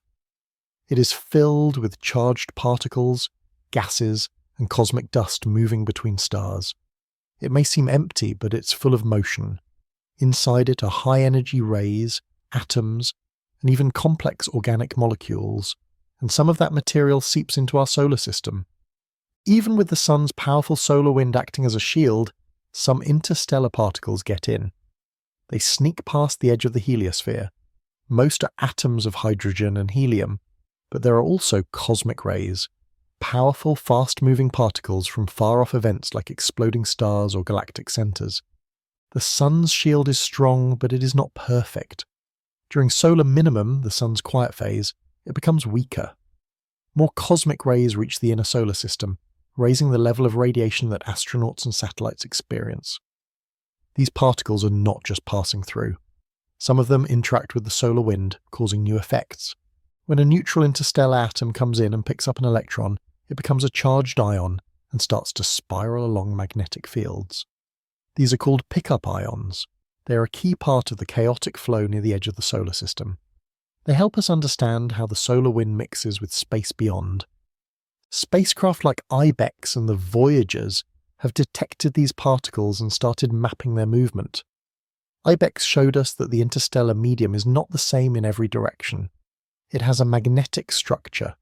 It is shaped, not random, challenging earlier ideas that space out there was smooth and featureless. There is another mystery too. Some scientists believe our sun is passing through a denser region of the galaxy, a warm cloud of gas known as the local interstellar cloud. This could be changing the shape of our heliosphere and how many interstellar particles get through. These particles might even leave traces behind.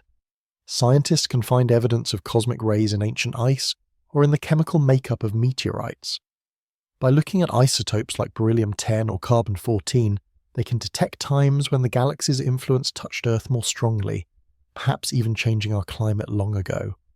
Tiny dust grains from interstellar space have also been detected inside the solar system. They travel at incredible speeds, sometimes tens of kilometers per second. Missions like Cassini and Ulysses spotted these grains, raising questions about where they came from and what they might mean. Some of this dust contains complex organic compounds, chemicals that could be the ingredients of life. Forged in dying stars and blown across the galaxy, they now drift into our system. It is possible that the early solar system was seeded with these materials, helping set the stage for biology to begin. These particles also matter for the future. If we ever send fast spacecraft to other stars, they will need protection. Even tiny grains moving at high speeds could damage a probe traveling to Alpha Centauri. Future missions will need shields and better predictions of what lies ahead. What is amazing is that these tiny, invisible pieces of matter are reshaping our understanding of the solar system's border. They press against the solar wind, twist magnetic fields, and sometimes reach all the way to Earth. They are reminders that we are not isolated. Our solar system floats through a galaxy full of ancient dust, strange energy, and the invisible remains of distant stars. As the solar wind travels outward from the sun, it forms elegant curves known as Parker spirals, named after the scientist who first described them. These spirals form because the sun rotates as it emits the solar wind, twisting the streams of particles into slowly spinning patterns. But as the wind drifts farther, especially past the orbit of Neptune, those spirals stretch, bend, and lose their shape. The smooth structure becomes unstable.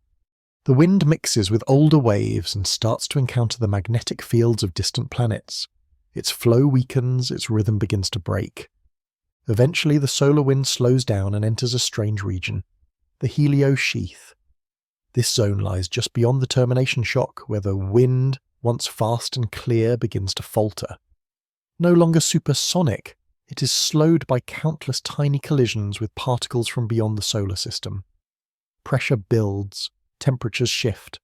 The wind becomes dense and uneven, swirling in unpredictable ways. At the termination shock itself, solar wind particles suddenly heat up and are flung around with new energy. It becomes a frothy space of energized plasma, unlike anything found near Earth. When Voyager 1 passed through this boundary, it recorded sudden spikes in particle numbers and magnetic strength. It was the moment when the familiar region under the sun's control gave way to something wilder, a chaotic buffer zone between the solar system and the galaxy beyond. Inside the heliosheath, the solar wind does not fade quietly. It meets interstellar material head-on. Atoms from deep space enter and crash into solar particles, producing energetic neutral atoms and pick-up ions, particles that spiral through magnetic fields in strange, twisting paths. It is a cosmic soup, boiling with invisible energy. These interactions bend and break magnetic lines, creating wave-like disturbances that ripple across the space. The Voyagers detected strange plasma bursts here. Not smooth wind, but something more like the static from distant storms. The deeper they went, the less the solar wind resembled a wind at all. It became more like a whisper, scattered, disrupted, nearly lost. And then came the edge, the heliopause, the very end of the sun's reach. Here the wind finally gives in. It stalls, unable to push further against the galactic tide. Outside this line, the sun's breath is gone. The plasma, born of solar fire, becomes rare. The wind is scattered or folded into the wider, older currents of space. Yet, not everything stops. Some solar particles keep drifting beyond, joining the interstellar medium like wayward travelers. The solar wind does not vanish. It lingers, leaving behind chemical fingerprints and quiet energy echoes, spread across billions of kilometers. What is even more fascinating is that the solar wind carries history. Every solar flare, every quiet period, is written into its flow. Events that once disturbed the skies above Earth take months or even years to reach the far edges of the solar system. The solar wind becomes a messenger of memory, its speed and density changing with time. It speaks of storms long past, still travelling outward. Thanks to spacecraft like Voyager and IMAP, we can trace this journey. They record how the wind slows, how it changes form, how it stretches across unimaginable distances. These insights help us design stronger spacecraft, understand distant climates, and even imagine how other stars influence their own planets. Ultimately, the solar wind is not just particles, it is the sun's invisible touch, a quiet force that reaches across darkness, touching planets, moons, and dust. Even as it fades, it continues to shape the space around it. Long after the sunlight ends, its wind carries on, a soft electric breath in the silence of deep space. And speaking of deep space, could something be watching us from out there? It may sound like something from fiction, but the idea of planets drifting through the galaxy, alone and unseen, is very real. Scientists call them rogue planets, worlds that do not orbit stars. Some may have formed like regular planets, but were thrown out of their systems by chaotic forces. Others might be failed stars, never large enough to ignite. Today, we believe there could be billions of them slowly moving through space. Some are giants, cold gas planets without light. Others might be small, rocky, and similar to Earth. And the question arises, could they support life? Without sunlight, it seems impossible.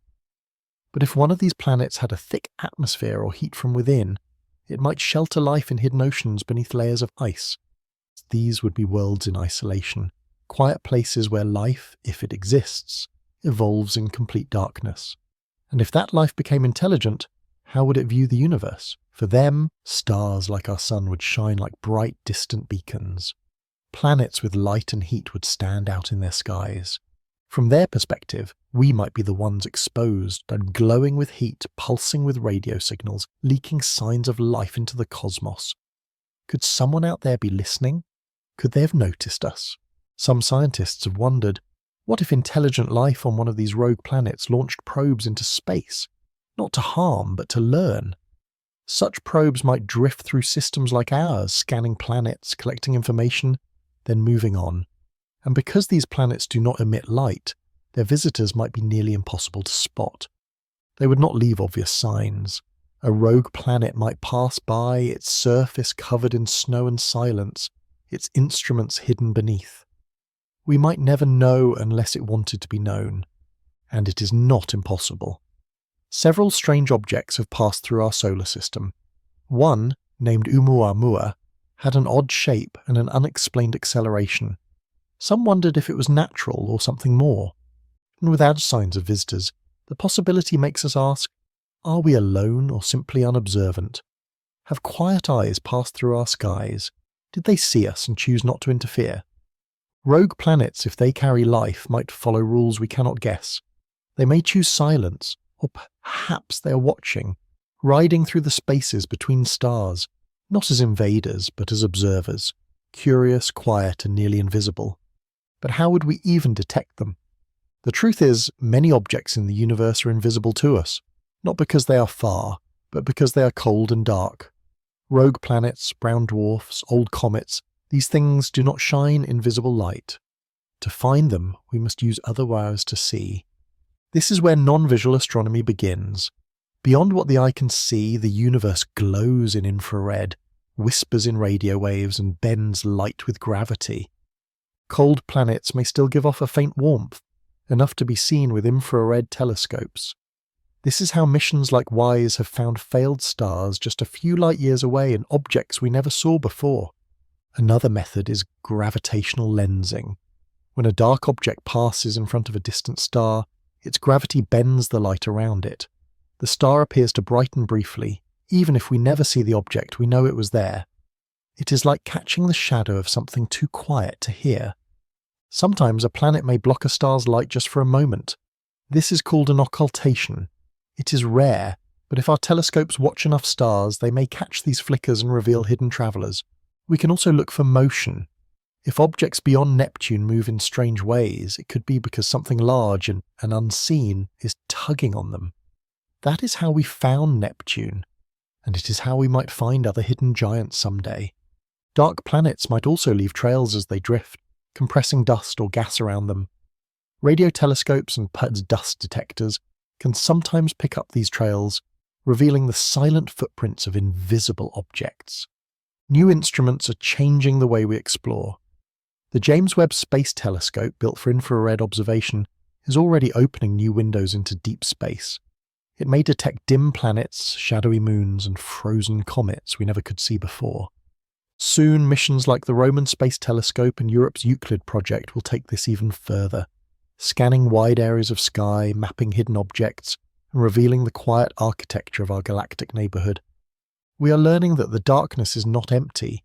It is full of whispers, of movement, of the slow steps of invisible wanderers.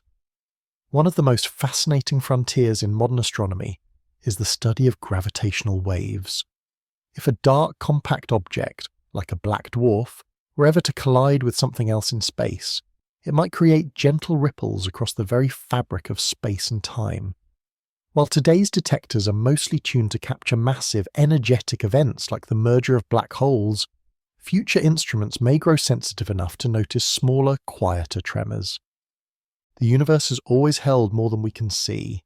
Hidden planets, wandering moons, and ancient brown dwarfs drift silently around us, shaping gravity, nudging comets, and maybe even carrying the building blocks of life. To uncover what remains invisible, we must shift how we observe, looking for motion instead of light, gravity instead of glow, warmth instead of shape.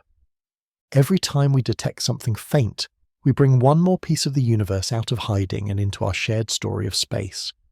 But there is still so much we cannot yet observe, not because it is far, but because it is too quiet, too cold, or too strange for our current tools.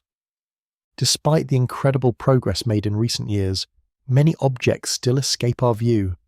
They move through the galaxy without shining, barely reflecting light, and barely interacting with anything. We strongly suspect they are there, but we cannot confirm it yet. The reason is sensitivity. Even our best telescopes struggle to detect objects that are extremely faint or cool, especially those beyond the reach of infrared light. To see them, we need detectors that can sense ultra-cold radiation, the kind that might come from an object that has not been warmed by starlight in millions or even billions of years.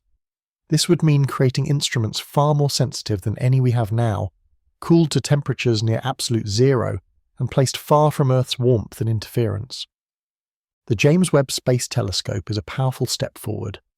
It can detect faint galaxies, cold brown dwarfs, and distant exoplanets, but it is still just the beginning. Some objects, like black dwarfs or tiny rogue planets, give off too little energy to register, or they blend into the natural static of the cosmos. To reach these hidden things, we may need a full transformation in how we observe the universe. Wide-field infrared observatories cooled to extreme levels and placed far from Earth could be the next step. These observatories would need to scan the sky in all directions, night after night, looking not for flashes of light, but for faint shadows, slow drifts, or tiny changes in gravity. There is also the challenge of radar. While radar works well in the inner solar system, its power fades quickly with distance. A space-based radar strong enough to scan nearby dark objects would be a massive leap in technology, one that requires precise energy use and perfect aiming beyond what we can currently do. Even gravity, which pulls everything in space, remains mostly invisible. We cannot yet see gravitational fields directly. We only notice them when they bend light or shift the motion of objects. But imagine if we could map these fields in 3 dimensions. We might be able to detect the structure of dark matter, the movements of rogue planets, or even the silent footprints of ancient collisions. Our best chance may lie in networks, groups of spacecraft working together, spread across the solar system, each probe sharing its view, its data, its senses. This kind of coordinated effort could let us spot things from multiple angles, catch quick shadows, and build detailed maps of everything passing nearby, even if it does not shine. There is also the potential for deep space particle detectors. Here on Earth, observatories search for neutrinos and cosmic rays, elusive particles that barely interact with anything. But Earth's atmosphere interferes. Building such detectors in space could reveal strange events, quiet explosions, or even unknown physics, remnants of events long past or materials never seen before. Then there's quantum sensing, a new frontier. Tools based on quantum behavior could detect the tiniest changes in mass, energy, or movement. These might help us find objects that do not behave like planets or stars, objects that drift oddly, change without reason, or bend space in ways we do not expect. But to study many of these strange things, we need to go to them, and that means speed. To travel far, fast, and reliably, we must invent better propulsion systems. Right now, we simply cannot send probes hundreds of astronomical units away in a practical time. But new technologies, like nuclear engines or ultralight solar sails, may someday make this possible. In the end, most of the universe remains invisible, not because it is hidden, but because we are still learning how to see. And with each new instrument, each better eye, another piece of the mystery is revealed. One mystery that may change everything is this. Could our solar system have already been visited by something from outside? The solar system seems neat and organized. The planets orbit the sun, everything in its place. But this sense of order is an illusion. In reality, our solar system is wide open. It is crossed constantly by things from the galaxy beyond, and over billions of years it is entirely likely that some of those things stayed or changed us forever. We have already witnessed objects that did not originate here. In 2017 we discovered Oumuamua, the first confirmed interstellar visitor. It came from deep space, swung past the sun, and disappeared just as quickly. In 2018 another followed, Comet Borisov, moving fast with a familiar tail, but a path that proved it came from elsewhere. These were not small discoveries. They confirmed what scientists had long suspected, that objects from other stars do pass through our solar system. The surprising part? We had never noticed them before. How many others passed through, quietly in the past? How many entered and stayed? Some of these outsiders may have crashed into moons or planets, delivering chemicals or materials we have never seen before. Others may have taken up long orbits, far from the sun, and remained hidden, mistaken for native objects. Many astronomers now believe that some of our most distant objects, like Sedna or 212 VP113, may have been shaped by encounters with outside forces. Their orbits do not follow the usual patterns. They seem disturbed, bent by things we cannot explain. Maybe those things came from other stars. Even the great cloud of icy comets that surrounds our solar system, the Oort cloud, might be part alien. Its outer edges are so far from the sun that even a small push from a passing star could toss something into our system or take something out. Simulations suggest this happens often. Stars pass close to our system every few million years. When they do, everything gets stirred. Objects are knocked loose, orbits are stretched, and sometimes things are left behind. It is even possible that rogue planets, cold, drifting worlds with no sun of their own, passed through long ago. Some may have left quickly, others might still be out there, far beyond Neptune, circling slowly in forgotten paths.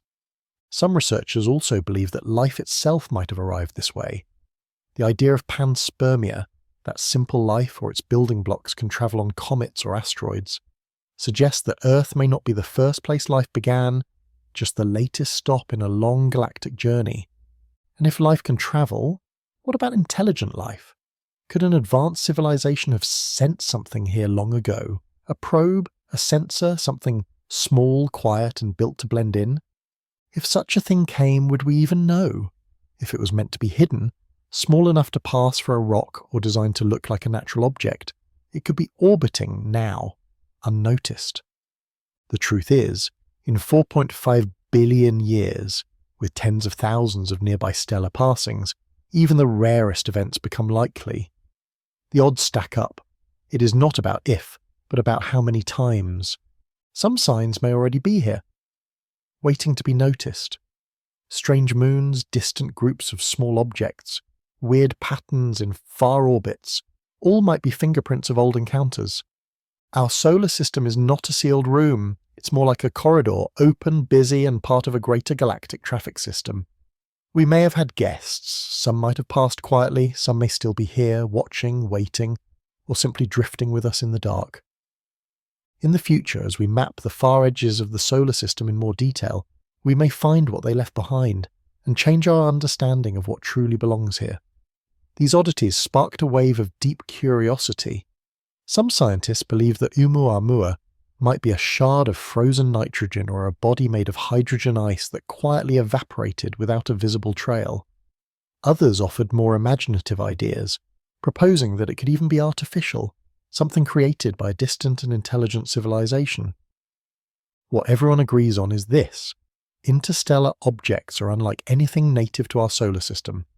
They are untouched messengers from beyond, not moulded by our sun, not sculpted by local planets. Studying them gives us a rare and direct window into the materials, chemistry, and behaviour of distant planetary systems. They bring the stories of worlds we have not yet seen. Astronomers are now planning special missions to meet these cosmic visitors. Projects like the European Space Agency's Comet Interceptor are being designed to wait patiently in space, ready to launch at a moment's notice toward the next interstellar object that ventures near. These missions could provide up-close photos, collect samples, and study material from other star systems in real time. Future observatories like the Vera-C-Rubin Observatory will help spot these visitors earlier, giving us more time to plan and possibly send missions their way. The earlier we detect them, the more we can learn. When we found Oumuamua, it was already leaving. By the time we even realized what it was out of reach. These traveling objects may also carry more than rock or ice. If they hold water, carbon compounds, or even microbial life, they might act as agents of panspermia, spreading the seeds of biology between stars. That would make them more than geological wonders. They could be biological time capsules, carrying life's ingredients from one world to another. There is also a growing suspicion that some of these visitors never left. Captured by the sun's gravity, they might now be looping silently in long, dark orbits. Hidden among our comets and asteroids, some of these objects may be ancient outsiders we have not yet recognized. For a long time we thought our solar system was sealed off for a closed world of its own, but the arrivals of Oumuamua and Borisov proved that idea wrong. We live not in isolation, but along a cosmic highway, and sometimes fragments of other worlds pass through, some by chance and maybe some by design. Now let's talk about a more controversial question. When Oumuamua was first seen, it left astronomers puzzled. It had no visible tail, no jets of gas, and an odd shape, long and thin, like a cigar, or perhaps flat like a pancake. But strangest of all, it sped up as it left the solar system, without any visible reason why. This led to one of the most talked about theories in recent space science. Could it be artificial? Harvard astrophysicist Avi Loeb brought this idea into the spotlight. He suggested that Oumuamua might be a piece of technology, possibly a thin light sail or an old probe sent long ago by an intelligent civilization. His proposal was not based on a wild guess, but on the fact that traditional explanations just did not fit what we were seeing. Some scientists said it could be a hydrogen iceberg slowly evaporating. Others thought it might be a nitrogen-based fragment from an exoplanet like Pluto. But none of these fully explained the lack of gas, the strange acceleration, or its shiny surface. Loeb's idea was simple. If it changed speed without emitting gas, perhaps sunlight alone was pushing it, the way light pushes a solar sail. That would mean the object had to be incredibly light and thin, maybe even made. His theory stirred a lot of debate. Some scientists rejected it, saying more natural explanations were possible. Others praised him for opening minds and encouraging the scientific community to consider ideas outside the usual box. What made Oumuamua so mysterious was not just its motion, but how quiet it was. Every comet we have seen that speeds up does so because gas escapes from melting ice. But this object showed no gas, no dust, no signs of melting. That made the artificial idea difficult to rule out. Loeb never claimed it had to be alien. He simply argued that we should not ignore the possibility too quickly. He believed science should stay open to extraordinary ideas, especially when faced with evidence that ordinary explanations cannot fully explain. And if it was artificial, it might have been a relic, a drifting object, millions of years old, no longer working, or never designed to communicate. It might have been part of a quiet network, probes launched to observe, not to signal. This idea echoes an older theory called the Bracewell probe hypothesis, the idea that advanced civilizations might send robotic explorers, not radio messages. If such probes exist, we might see more of them than we think, and we might not recognize them because they are designed not to be seen. They could be watching silently, efficiently, without making contact. Sadly, we may never know what Oumuamua truly was. It was already leaving when we found it. No spacecraft could catch it. We had only a few short weeks to study it, and now it is gone, leaving behind only data and unanswered questions. But the questions it raised still matter. What if we could be ready next time?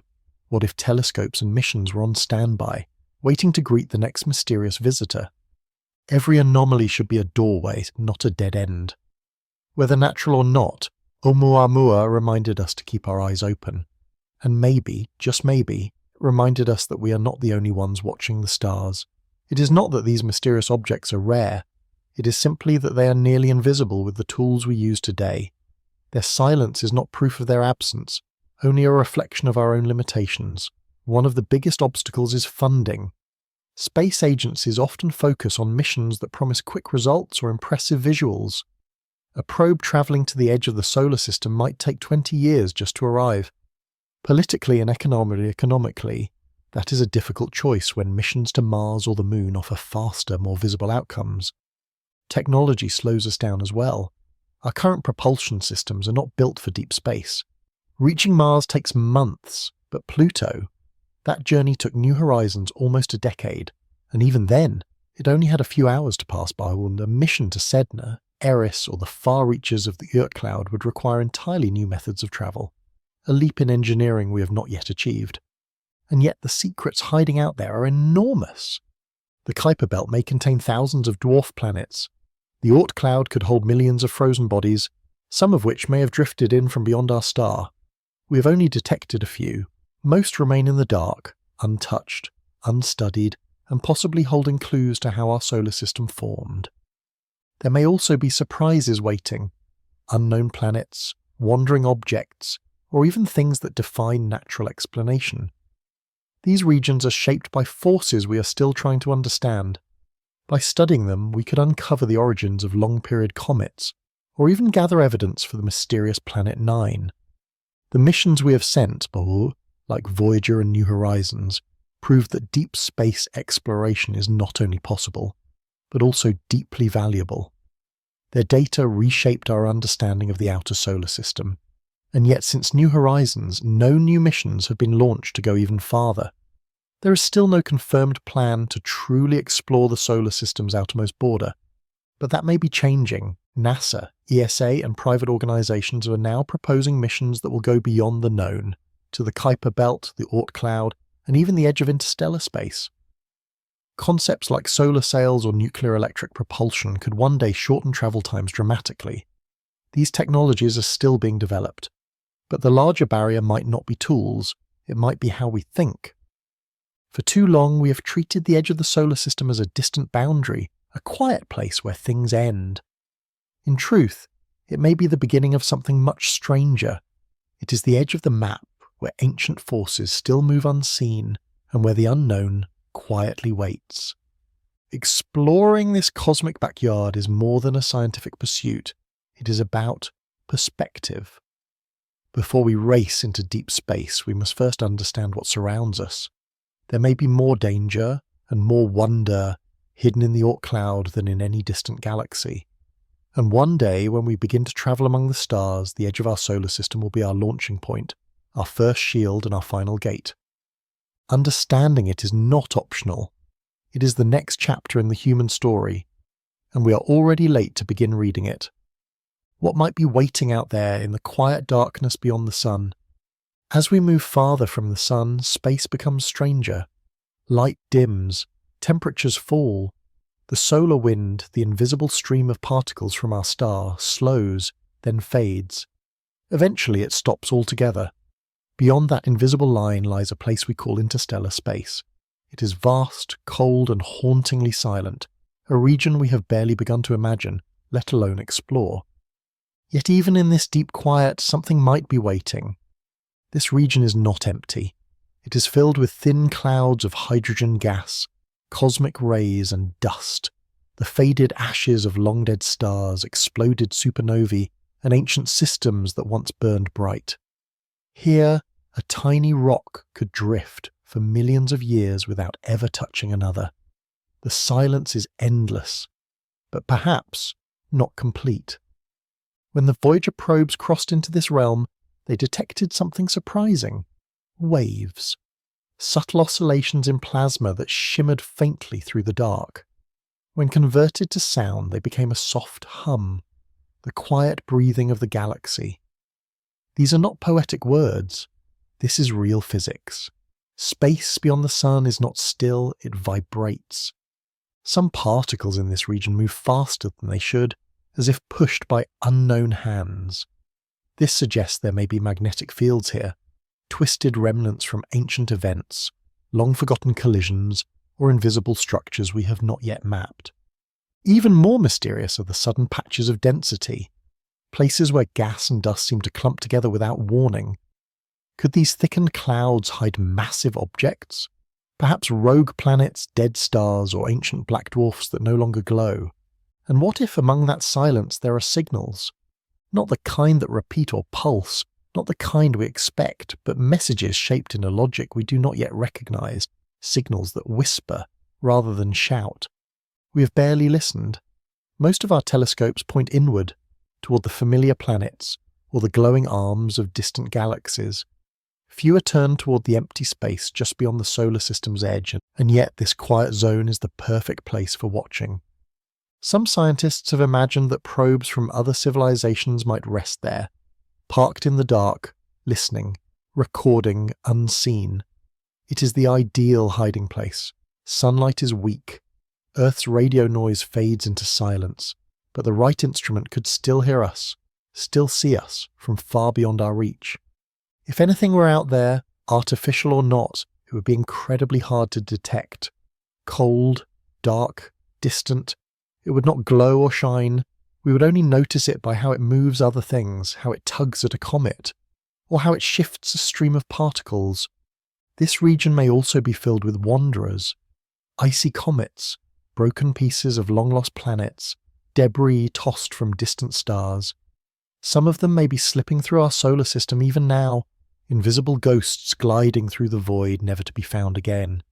There are strange dips in starlight, odd, long orbits, unexplained motions of faraway objects. Could something massive be hiding just beyond our tool's ability to detect it? Perhaps a brown dwarf that never fully ignited, or a swirling cloud of frozen bodies from a time before the sun was born. The darkness beyond our star is not just a place, it is a test of how far we can see, how much we are willing to imagine, and how we define nothing at all. Once we believed Pluto marked the edge, then came the Kuiper belt, then the Oort cloud. Now we realize there may be no edge at all. Whatever exists out there, whether natural or not, lies beyond the warmth and gravity of our star. It is a realm where the rules change, where time slows, where even the fabric of space seems looser. It is the last shadow before the stars begin, and it may hold the next great mystery that changes everything we know. One particularly fascinating detail is the unusual tilt of many of these distant objects. Instead of moving neatly along the same flat path as the rest of the solar system, they seem to wander at odd angles, as if something once pushed them off course, or is still pushing. Each newly discovered object with a strange tilt deepens the mystery. Scientists wonder whether a past catastrophe reshaped their paths, or whether there are still invisible forces at work today. To track these elusive bodies, astronomers rely on advanced tools like the Subaru telescope in Hawaii and the Vera C. Rubin Observatory, which is expected to begin operation soon. These observatories can capture vast areas of the sky in great detail, allowing them to detect very slow-moving objects that ordinary telescopes would miss. Each new discovery adds another clue to the gravitational puzzle at the edge of our solar system, and yet the picture remains incomplete. Even with all of today's technology, scientists estimate that we have seen only a tiny portion, perhaps just 0.01%, of the objects that lie beyond Neptune. Most of them spin silently in the darkness, emitting no light or heat. They are so distant and cold that they remain nearly invisible. It is like a hidden world, waiting in the quiet beyond. A world that challenges the very theories of how our solar system formed. The very presence of the Kuiper belt raises questions. According to the standard models, this region should contain far less material than we actually see. That means the planets may not have formed exactly where they are now. They may have moved over time, migrating through the solar system, capturing or scattering other bodies as they went.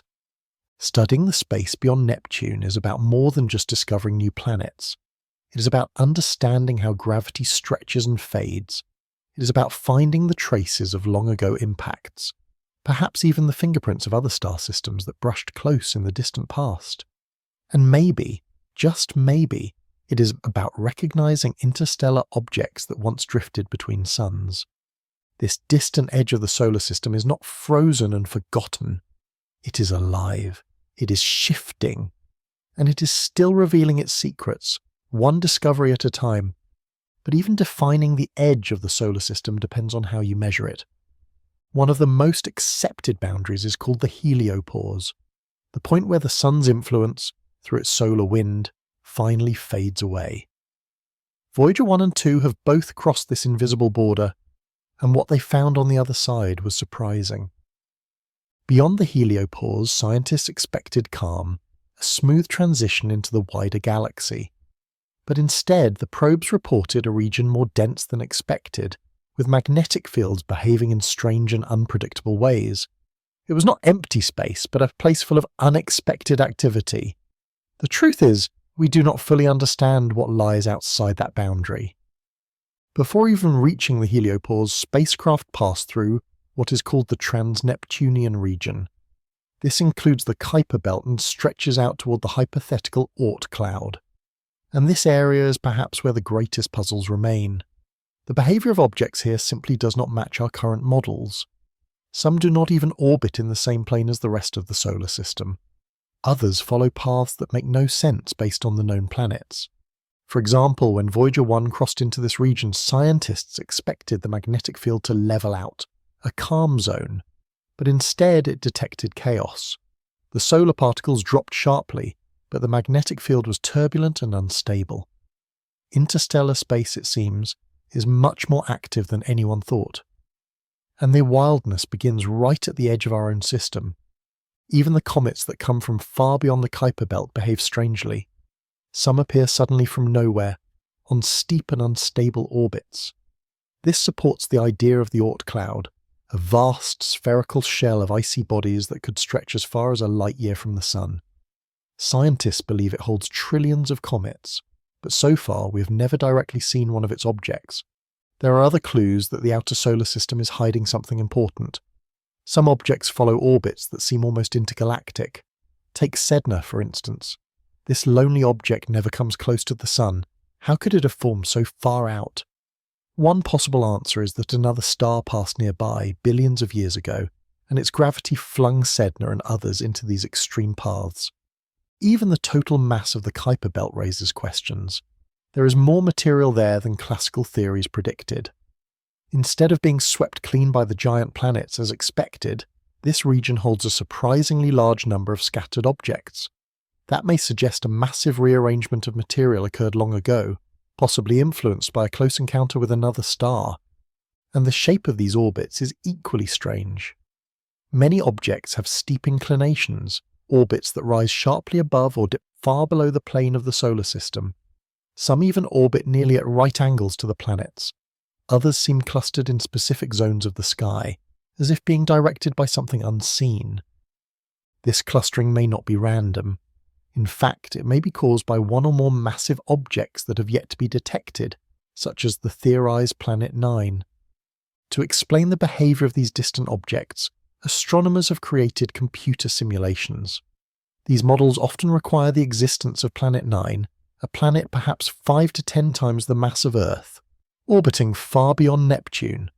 Its gravity, though unseen, could explain the strange alignments of smaller bodies. These ideas are not wild guesses. They are backed by patterns that repeat again and again in the data. The theory is supported by simulations like the NICE model, which proposes that the giant planets Jupiter, Saturn, Uranus and Neptune did not form where we see them today. Instead, they moved across the solar system, their shifting paths sculpting everything in their wake. These movements could explain why the outer solar system looks the way it does, filled with strange tilts, scattered bodies and broken patterns. And the heliopause, that outer boundary of the solar wind, is not a fixed line. It expands and contracts with the solar cycle. When the sun is active, its bubble grows. When it is quiet, the bubble shrinks. That means the edge of the solar system is not just far away, it is also changing all the time. Beyond the heliosphere, we find interstellar particles, tiny messengers from beyond our solar system. But there is an unexpected zone in between, a place where solar and interstellar particles mix in turbulent ways. This transition region, full of complex magnetic interactions, was not predicted by earlier models. And now it is believed to be one of the most dynamic regions in the solar system. This shows us something important. The solar system does not end in a calm, frozen silence. It ends in motion, in mystery, and in revelation. Each new discovery at the edge challenges ideas that once seemed settled. Concepts that were accepted for decades must now be revised, or even replaced. And the most amazing part? All of this is happening right here within our own system. We are not talking about distant galaxies or black holes a billion light years away. We are talking about a place that begins just beyond Neptune, a part of the solar system we still do not fully understand. That is why this frontier remains so fascinating. It is a place of secrets. When scientists charted the orbits of objects beyond Neptune, they found something that did not make sense. Instead of being scattered randomly, as one would expect, many of these objects followed similar patterns, especially the most distant ones.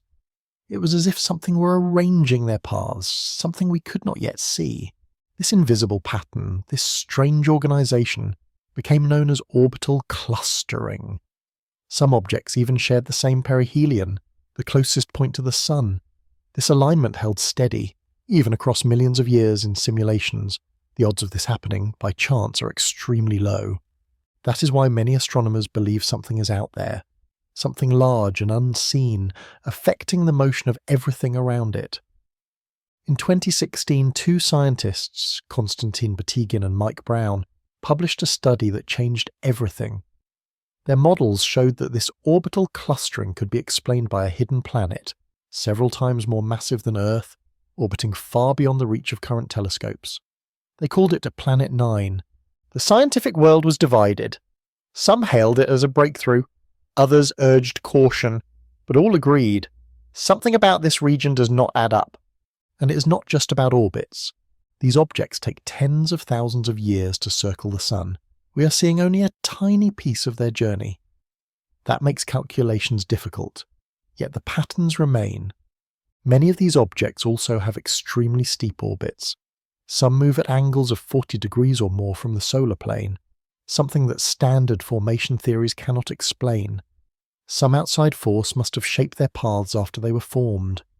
Even the shapes and spins of these bodies are odd. Some, like Haumea, spin so fast that they are stretched into ovals. Others, like Arrokoth, look like two smooth rocks stuck gently together, a sign that they formed in a calm, peaceful environment, not a violent one.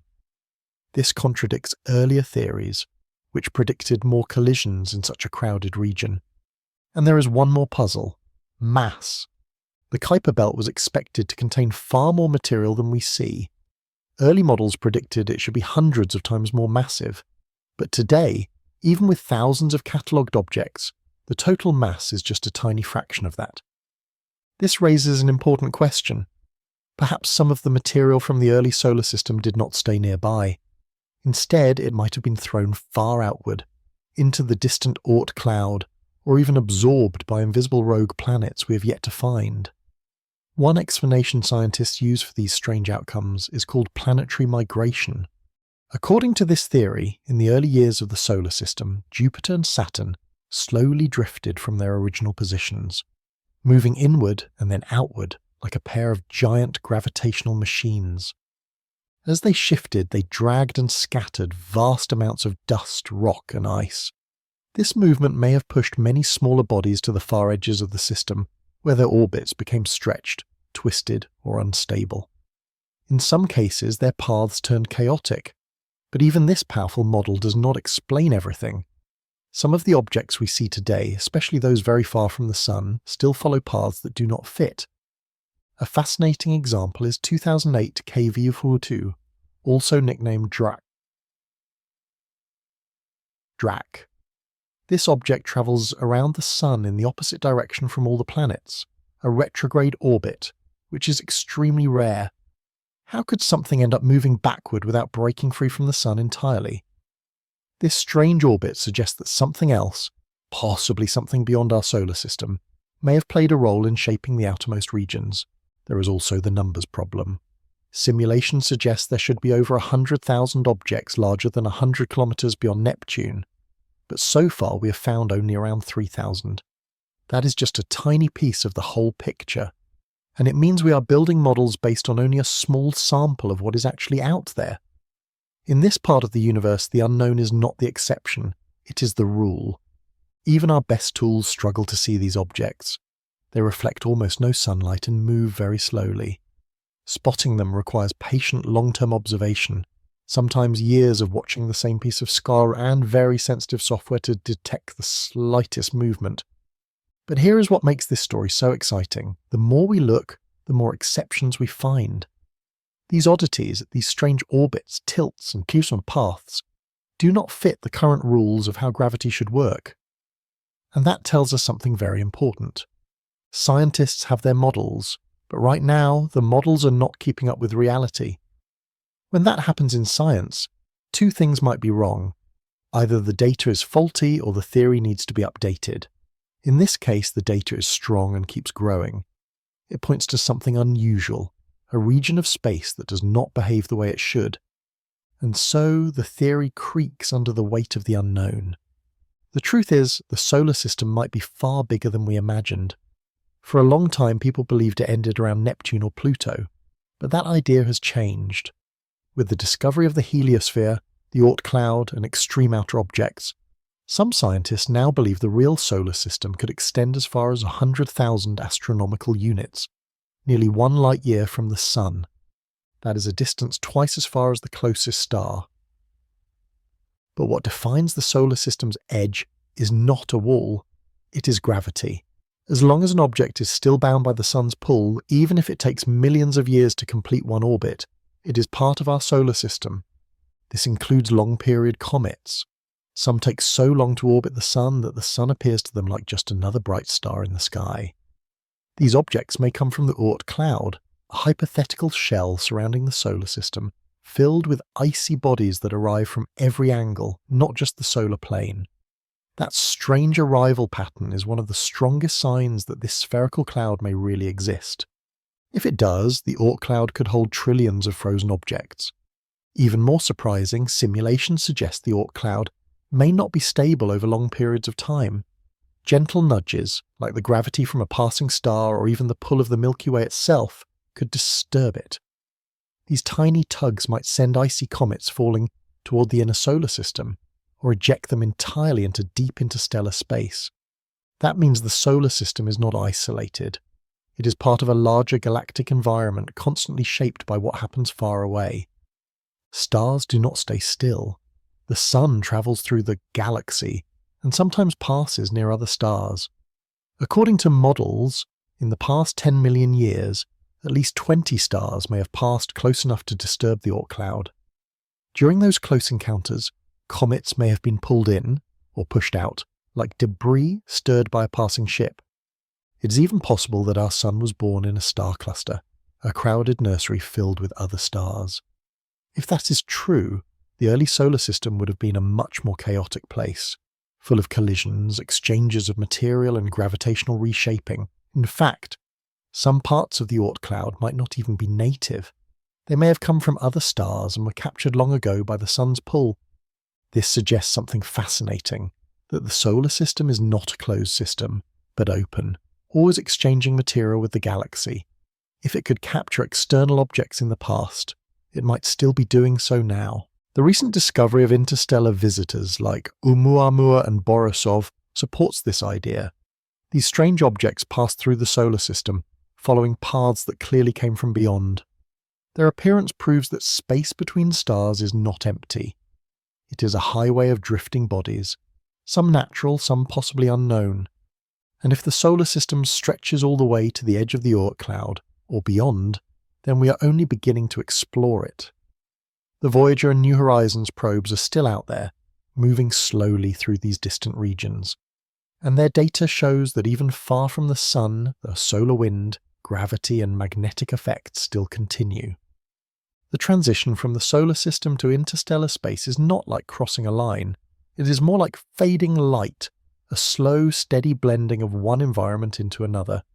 The heliosphere, the bubble of solar wind that surrounds us, is just the inner layer of this fading edge. And that bubble is not still. It changes shape, like a soap bubble being pushed by a breeze. Some simulations suggest it may even have a tail, stretching far behind us like a comet, reaching thousands of astronomical units into space. This tail adds yet another dimension to the solar system's size and shape.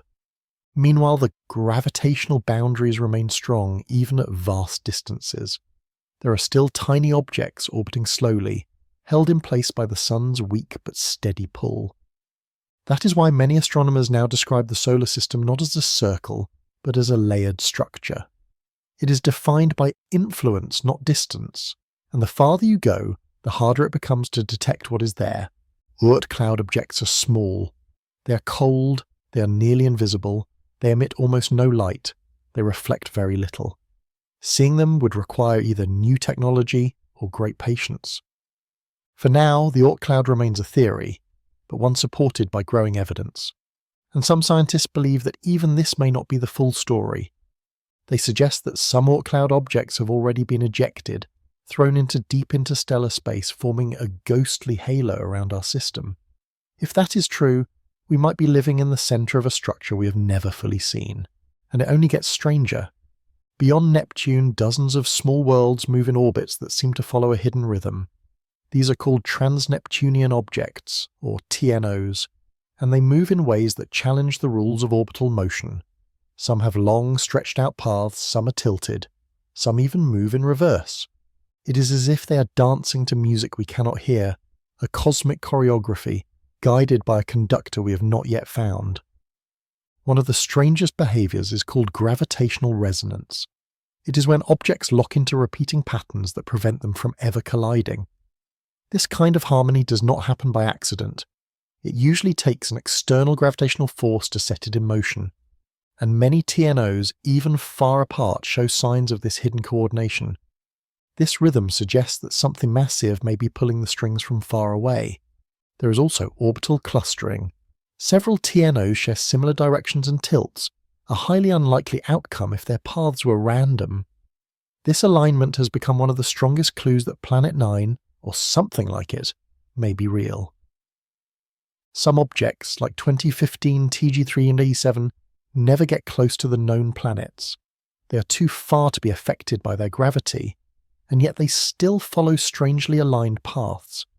That kind of motion cannot be explained by what we currently know. It is as if they are being guided by a ghost planet, something cold, dark, and too far away to see directly. Some TNOs, like Niku and Drac, have extremely steep orbits, nearly perpendicular to the solar plane. That kind of motion cannot be explained by the standard way planets form. Maybe something outside the solar system plane, or perhaps larger-scale galactic forces, has affected them. Others are detached objects. They never get close to Neptune or the gas giants. Their orbits seem isolated, untouched. It is as if something far away placed them on their path, and then left them there. Standard models cannot explain this, but simulations that include a large, distant planet, a super-Earth far beyond Neptune, can. And so, the mystery grows deeper. When astronomers include a distant, massive planet in their computer models, something interesting happens. The strange orbits of faraway objects begin to make sense. Without this planet, the orbits stay messy and unpredictable. It is almost as if nature is quietly pointing toward a missing piece, something we have yet to find, but that fits perfectly in the puzzle. In 2023, a team of researchers re-examined the 17 most extreme trans-Neptunian objects. Their findings were stunning. These orbits remained aligned, even after simulating tens of thousands of years. That kind of long-term order is hard to explain unless there is a stable, ongoing gravitational pull from something big. Even when Neptune is removed from the equations, the alignment remains. So whatever is shaping these orbits must lie beyond Neptune, and it must be more massive than Neptune as well. This changes the way we think about the solar system. Instead of a calm and well-behaved place, the outer reaches seem like a swirling mix of structure and disorder, a blend of hidden order and constant motion, shaped by forces that are still not fully understood. Some of these forces may be ancient, left over from the chaotic early days of the system. Others may be acting even now, gently pulling on icy rocks across billions of miles. The outer solar system is not silent, it is active, and it is full of unanswered questions. We still wonder, where did these strange objects come from? Were they born in these distant orbits, or were they pushed there by migrating planets or passing stars? Perhaps each icy body out there carries the memory of a different chapter in the solar system's long history. Even though scientists have not found Planet 9 directly, the evidence keeps building. With every newly discovered object that moves in an odd way or follows an unusual orbit, the pattern becomes harder to ignore. It is like hearing music but not seeing the instrument. Something is playing this melody, even if we have not yet laid eyes on it. And this is not guesswork. The patterns in the orbits are real. The math behind them is strong. Observations keep pointing to the same conclusion. Something large and far away is affecting these objects. We do not know exactly what it is yet, but we can be sure that something important is hiding in the cold outer dark. One of the most fascinating examples is Sedna, sometimes called the orphan planet. Sedna travels on one of the strangest paths in our entire solar system. It takes about 11,400 years to complete just one orbit around the Sun. That is more than 40 times longer than Pluto takes. But the most remarkable thing about Sedna is not how long it takes to travel around the Sun. It is where that journey happens. Sedna never gets close enough to the other planets to be affected by them. And it also never strays so far that it breaks free from the Sun's gravity. It floats in a kind of gravitational in-between, untouched by Jupiter, Saturn, Neptune, or any other familiar force. Sedna was discovered in 2003. It is about 1,000 kilometers wide, so it is considered a dwarf planet. But its orbit, its long stretched-out loop, is what surprised scientists. Sedna's closest point to the Sun is around 76 astronomical units away, nearly twice as far as Pluto's average distance. At its farthest, Sedna travels out to a breathtaking 940 astronomical units, more than 30 times farther than Neptune. No known model of the solar system explains this kind of orbit. Sedna's isolation is a mystery. It does not cross paths with any of the known planets. It does not appear to have been shaped by the Neptune or tugged by Jupiter. Its path is distant, lonely, and quiet. That makes it very hard to understand how Sedna got there in the first place. Some scientists believe that long ago, a passing star may have moved close to our solar system, close enough to pull Sedna into this unusual orbit. If that happened, it would mean our solar system was once part of a much busier region of space, maybe a stellar nursery where stars were born close together and moved in chaotic ways. Another idea is even more surprising. What if Sedna did not form here at all? What if it was captured, pulled in from another star system during a close encounter billions of years ago? If that is true, Sedna may be the first object we know of that came from another sun, an alien world now orbiting our own. And yet another explanation leads back to the mystery of Planet 9. When scientists include a giant unseen planet in their models, something 5 to 10 times the size of Earth, orbiting far beyond Neptune, Sedna's strange path starts to make sense. This distant planet could act like a shepherd, gently shaping the orbits of bodies like Sedna over many thousands of years. What is even more intriguing is that Sedna is not alone. Other objects, such as 2012 VP9 Leleakuhonua and 2010 G1 follow similar orbits. They are far from the Sun, move slowly, and avoid interactions with the big planets. They now belong to a new class called Sendoids, distant objects with high perihelion distances and isolated paths. The fact that multiple bodies follow the same unusual pattern suggests they may have a shared cause, something pulling them into similar motions across deep time. Sedna is also extremely cold. Its surface temperature is thought to be around 240 degrees, making it one of the coldest known objects in the solar system. That means Sedna has remained mostly unchanged for billions of years. It is like a frozen time capsule, carrying the original ingredients of the solar system from its earliest days. Studying Sedna could reveal ancient ices, organic molecules, or materials that formed long before Earth even existed. But reaching Sedna is not easy. It is so far away that even our fastest spacecraft would take many decades to get there. A mission to Sedna would require new technology, perhaps nuclear propulsion, or electric engines combined with powerful gravity assists from Jupiter. Some proposals have been made, but none have been launched yet. For now, Sedna remains a distant mystery. But understanding Sedna means understanding where we came from. If it was placed there by a passing star, then the solar system's early days were far more chaotic than we imagined. If Sedna was captured from another system, then our Sun once stole material from a neighbour star, and if it was guided by Planet 9, then that world must still be out there, hiding in the dark. Whatever the case, Sedna is a reminder that we still do not fully understand the architecture of our solar system. It may be far more complex and far more active than we ever believed. There is still no clear answer about where Sedna came from, but one thing is certain: Sedna does not fit into any old category. Whether it is a captured object, a survivor of ancient chaos, or a dwarf world guided by an unseen force, Sedna forces us to rethink everything we thought we knew.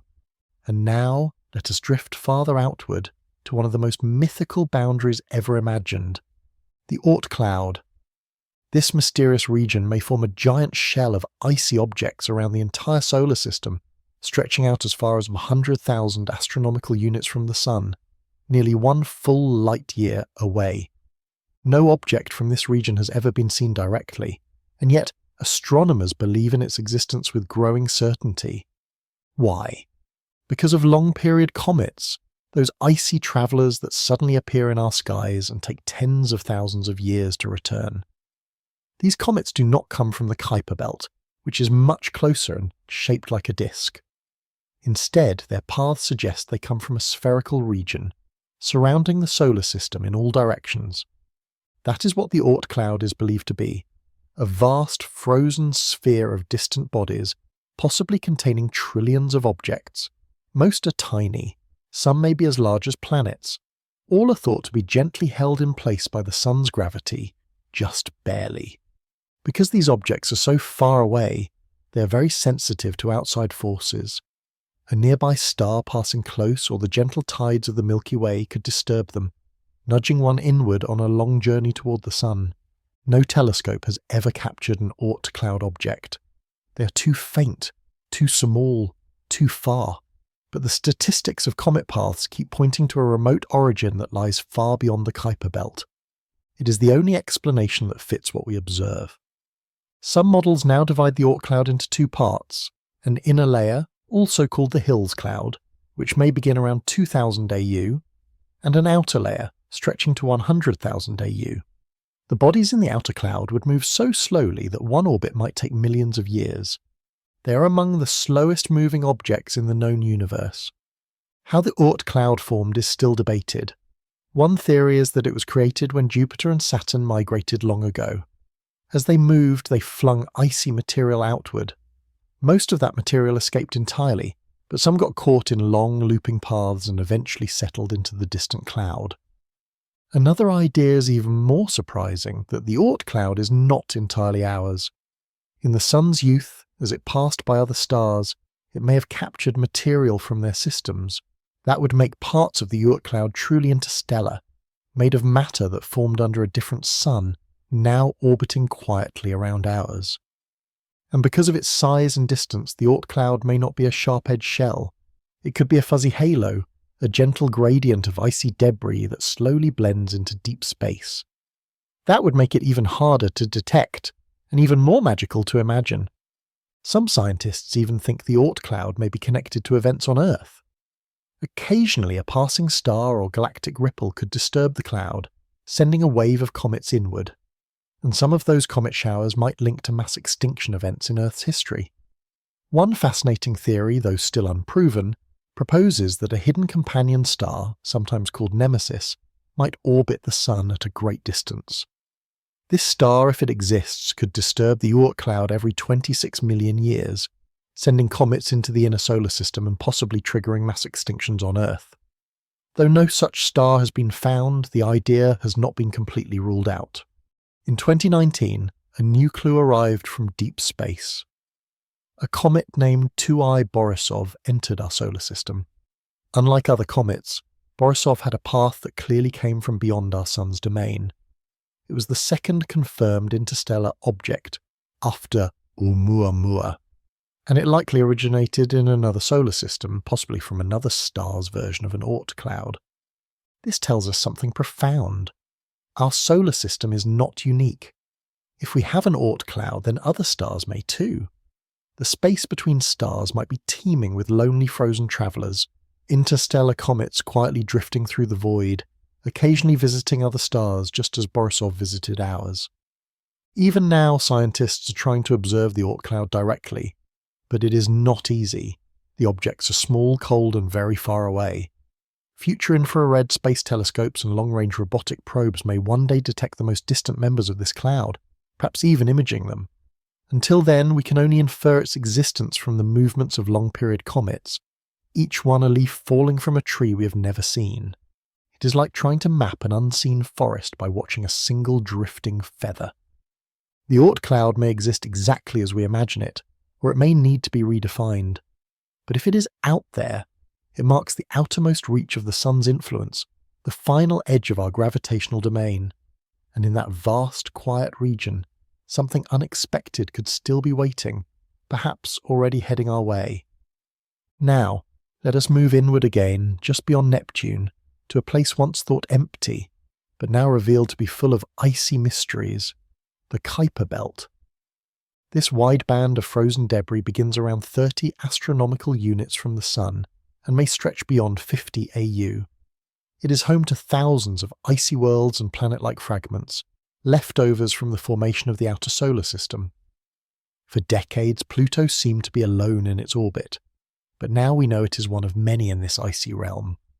These objects are called KBOs, or Kuiper Belt objects, and they come in many forms.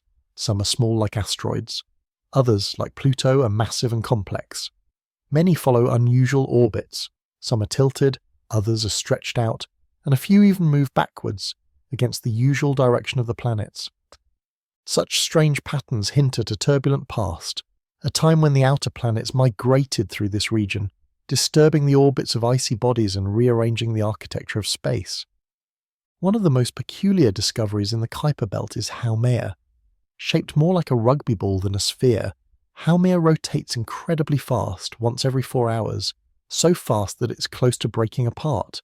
It also has a ring system and at least 2 small moons, making it one of the most complex KBOs known. Scientists believe Haumea may be a fragment of a once larger body, torn apart in a powerful collision. It is one of the only known examples of a disrupted planet in the Kuiper Belt, offering clues about the violent history of this distant zone. Then there is Eris, discovered in 2005. Slightly smaller than Pluto in size, but more massive, Eris orbits the Sun in a highly elliptical path that takes it much farther from the Sun than Pluto. It has a moon, dysnomia, and a bright icy surface covered in frozen methane and nitrogen. Eris played a key role in changing our view of the solar system. When it was found, it was clear that Pluto was not unique. Rather than declare a 10th planet, astronomers decided to redefine the word planet, and Pluto was reclassified as a dwarf planet. Another fascinating world is Makemake, a reddish body with methane ice on its surface and at least 1 small moon. Makemake's orbit is slightly inclined, placing it in a category of detached objects, bodies that orbit far enough from Neptune to be untouched by its gravity. These orbits suggest either ancient disruptions or hidden influences still affecting them. The Kuiper Belt also contains resonant objects, those locked into repeating patterns with Neptune. Pluto is one of them. It is in a 3-in-2 resonance, meaning it completes 2 orbits around the Sun for every 3 orbits Neptune makes. This resonance keeps Pluto from colliding with Neptune, despite their paths crossing. This gravitational choreography tells us something important. In the early solar system, Neptune likely migrated outward, pulling and trapping smaller objects into safe, synchronized orbits as it moved. Migration theory explains much of what we see in the Kuiper Belt today. As the gas giants, especially Neptune and Uranus, shifted positions, they pushed icy debris outward, threw some objects into the Oort cloud and ejected others into deep space. What remained formed the fossil record of this great planetary reshuffling. Some Kuiper Belt objects rotate very slowly, others tumble chaotically. Their surfaces are often red or grey, likely due to radiation and space weathering over billions of years. Some even show signs of cryovolcanism, cold volcanoes that may erupt with icy material instead of molten rock. These are not just frozen rocks. Some may have internal oceans warmed by radioactive decay or tidal forces from small moons. In 2014, scientists discovered Arakoth, an object visited by the New Horizons spacecraft in 2019. Arakoth turned out to be a contact binary, two lobes gently fused together. Its smooth surface and undisturbed shape suggest it formed slowly, in a quiet environment, far from violent collisions. This challenges earlier views that the Kuiper Belt was shaped entirely by chaos. Instead, it seems parts of it were surprisingly calm, a quiet nursery for small worlds. Yet we have seen only a tiny fraction of the Kuiper Belt's population. Some estimates suggest we have found less than 1% of its total members. Most are too dim, too slow, or too far away to detect with current telescopes. But that may change soon. New surveys, such as those planned by the Vera C. Rubin Observatory, aim to find thousands more objects, possibly even new dwarf planets. The Kuiper Belt is not just a region of space, it is a window into the past. As we study more of its icy residents, we may find clues about how the solar system formed, and perhaps even what conditions led to the origin of life on Earth. For much of the 20th century, Pluto stood alone, the ninth planet, mysterious and far away, but that view has changed. Pluto is now known to be part of a larger family, a group of icy worlds orbiting in the cold darkness beyond Neptune. Pluto was just the beginning. When Eris was discovered, astronomers faced a difficult choice. Either call it a planet and add more to the list, or change the rules. They chose the latter. Pluto became a dwarf planet, and the solar system was no longer just a place of 8 or 9 planets. Instead, it was a place of many kinds of worlds. Since then, dozens of Pluto-like bodies have been found, each with their own moons, surfaces, and secrets. Some may even have thin atmospheres or underground oceans. Pluto itself shocked the world in 2015, when New Horizons flew past and sent back images of a world alive with activity. Far from being a dead frozen rock, Pluto showed glaciers, mountains, and signs of geological change. Its smooth, heart-shaped plain, known as Sputnik Planitia, might even cover a liquid ocean deep beneath its icy shell. Other KBOs show unusual traits too. Haumea spins so fast that it is stretched like a football. It has a ring, as does Quaoar, a ring that lies outside the Roche limit, where traditional physics says it should not exist. These oddities are forcing scientists to rewrite the rules of what is possible in the outer solar system. Pluto and its companions also offer a look at the chemistry of the early solar system. Their surfaces contain methane, nitrogen, and complex organic molecules.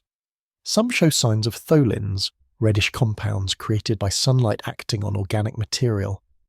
These might be the precursors of life preserved in deep freeze for eons. The Kuiper Belt is also home to binary systems, pairs of objects orbiting one another. Pluto and its moon Charon are the most famous, but smaller binaries exist as well. These gentle partnerships may reveal how gravity shaped small worlds in the earliest days of the solar system. In the end, Pluto's story teaches us something valuable. Names and categories are less important than discovery.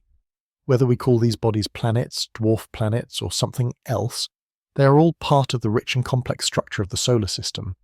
And perhaps Pluto was never truly alone. It was simply the first of many icy explorers we would come to know. Far beyond what the textbooks once taught, the solar system continues, silently, mysteriously, and full of surprises. Arakoth's surface offers subtle clues to a deeper cosmic story. Covered in methanol ice and complex organic compounds, this quiet world may have preserved the chemical seeds of life from the very dawn of the solar system. Its pale reddish colour likely comes from tholins, the same complex organics found on Pluto, formed by radiation acting on simple molecules like methane and nitrogen. Tholins are thought to be possible precursors to amino acids, the building blocks of life itself. What Arakoth reveals about planetary formation is equally important. Its peanut-like shape and unexpectedly smooth surface hint at a calm origin. Rather than forming through violent collisions, Arakoth seems to have gently coalesced from a cold, slow-moving cloud of dust and ice. This supports the cloud collapse model, the idea that dense clumps of material in the early solar nebula gradually gathered into planetesimals without the chaos of impact-driven growth. Before Arakoth, the dominant theory was one of aggressive collisions and turbulent assembly. But this object suggests that at least some solar system bodies were born quietly, in pockets of stillness, where gravity alone drew small particles together. Arakoth's uniform composition and low density reinforce this. It never underwent significant heating, never melted from the inside, and likely never developed a differentiated core like Pluto or Ceres. It remained frozen in time, a kind of cosmic embryo, unchanged for over 4 billion years. Its location is just as remarkable as its structure. Arakoth orbits in a stable, quiet zone of the Kuiper belt, an area undisturbed by larger bodies or chaotic gravitational shifts. Most small objects are pulled, flung, or shattered over the eons, but Arakoth seems to have remained still, making it one of the purest time capsules we have from the early solar system. When New Horizons flew past in 2019, the data it sent back was astounding. Arakoth had few visible craters. Its surface reflected very little light, a trait known as low albedo, and appeared to be coated with a thin dusting of fine particles. This lack of impact scars was surprising. An object this old, we assumed, would be heavily battered. Instead, it appeared untouched, reinforcing the idea that Arakoth has spent most of its existence in isolation, peacefully orbiting far from disruption. Even its discovery was an achievement in precision. After New Horizons passed Pluto, astronomers needed a new target, and they found one using the Hubble Space Telescope. Locating Arakoth, predicting its future position, and directing a spacecraft to intercept it across billions of kilometers was a feat never before accomplished. But it succeeded, and the science it returned may rewrite how we search for other planets and systems. If some planets form from layered accretion, slowly gathering to matter over time, rather than violent impacts, then calm Earth-like planets may be more common in the universe than we thought. Arakoth shows us that such a process is not only possible, but may be a fundamental pattern in planetary birth. Still, questions remain. Is Arakoth typical of other Kuiper belt objects, or is it a rare survivor of a quiet corner in a turbulent system? Only future missions will answer that, but for now, Arakoth remains a frozen portrait, a pristine memory of how things once began. Then in 2016, another mystery emerged, one that still haunts astronomers. Could there be a ninth planet, far beyond Neptune, massive and unseen? That year, astronomers Konstantin Batygin and Mike Brown proposed that a large planet, unseen but very real, might be hiding in the outer solar system. This was not a wild guess. The theory was based on the strange orbits of several trans-Neptunian objects, or TNOs. These distant bodies were moving in ways that defied explanation. Their orbits clustered together in patterns too consistent to be random. The only explanation? Something large was pulling on them. The hypothetical world was soon nicknamed Planet 9. According to the models, it would be 5 to 10 times the mass of Earth, a massive world orbiting the Sun from 400 to 800 AU, or even farther. One orbit might take 10,000 to 20,000 years. So distant, so slow, and so cold, it would be nearly impossible to see using traditional methods. But the evidence was hard to ignore. TNOs like Sedna and 2012 VP113 shared unusual orbits. Their closest points to the Sun, called perihelia, were clustered in a way that should not persist over time. In a chaotic solar system, orbits tend to scatter, unless something is holding them in place. Computer simulations showed that when Planet 9 is added to the model, these orbits begin to make sense. Not only do the clusters remain, but tilted and even retrograde orbits emerge, matching what astronomers observe in the sky. Without Planet 9, the models fall apart. The odds of these alignments happening by chance are thought to be less than 1 in 10,000. Some of these TNOs also have steeply tilted paths or eccentricities that suggest they were nudged into place by something with a steady gravitational grip. These kinds of orbits do not last in a system with only 8 planets. Something more is at play. Planet 9 could even explain detached objects, those that never come close enough to be influenced by Neptune. Their distant, isolated orbits imply they were once pushed outward and then stabilized by a large, faraway force. Skeptics have pointed to observational bias. After all, we are more likely to find objects in parts of the sky we are actively studying. But as surveys expand and biases are accounted for, the clustering remains, and new objects continue to match Planet 9's predicted influence. In 2021, Updated models suggested that if Planet 9 exists, it might have a perihelion, its closest point to the Sun, around 300 AU.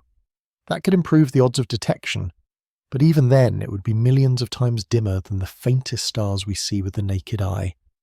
Modern teams are searching with infrared telescopes and large-scale sky surveys.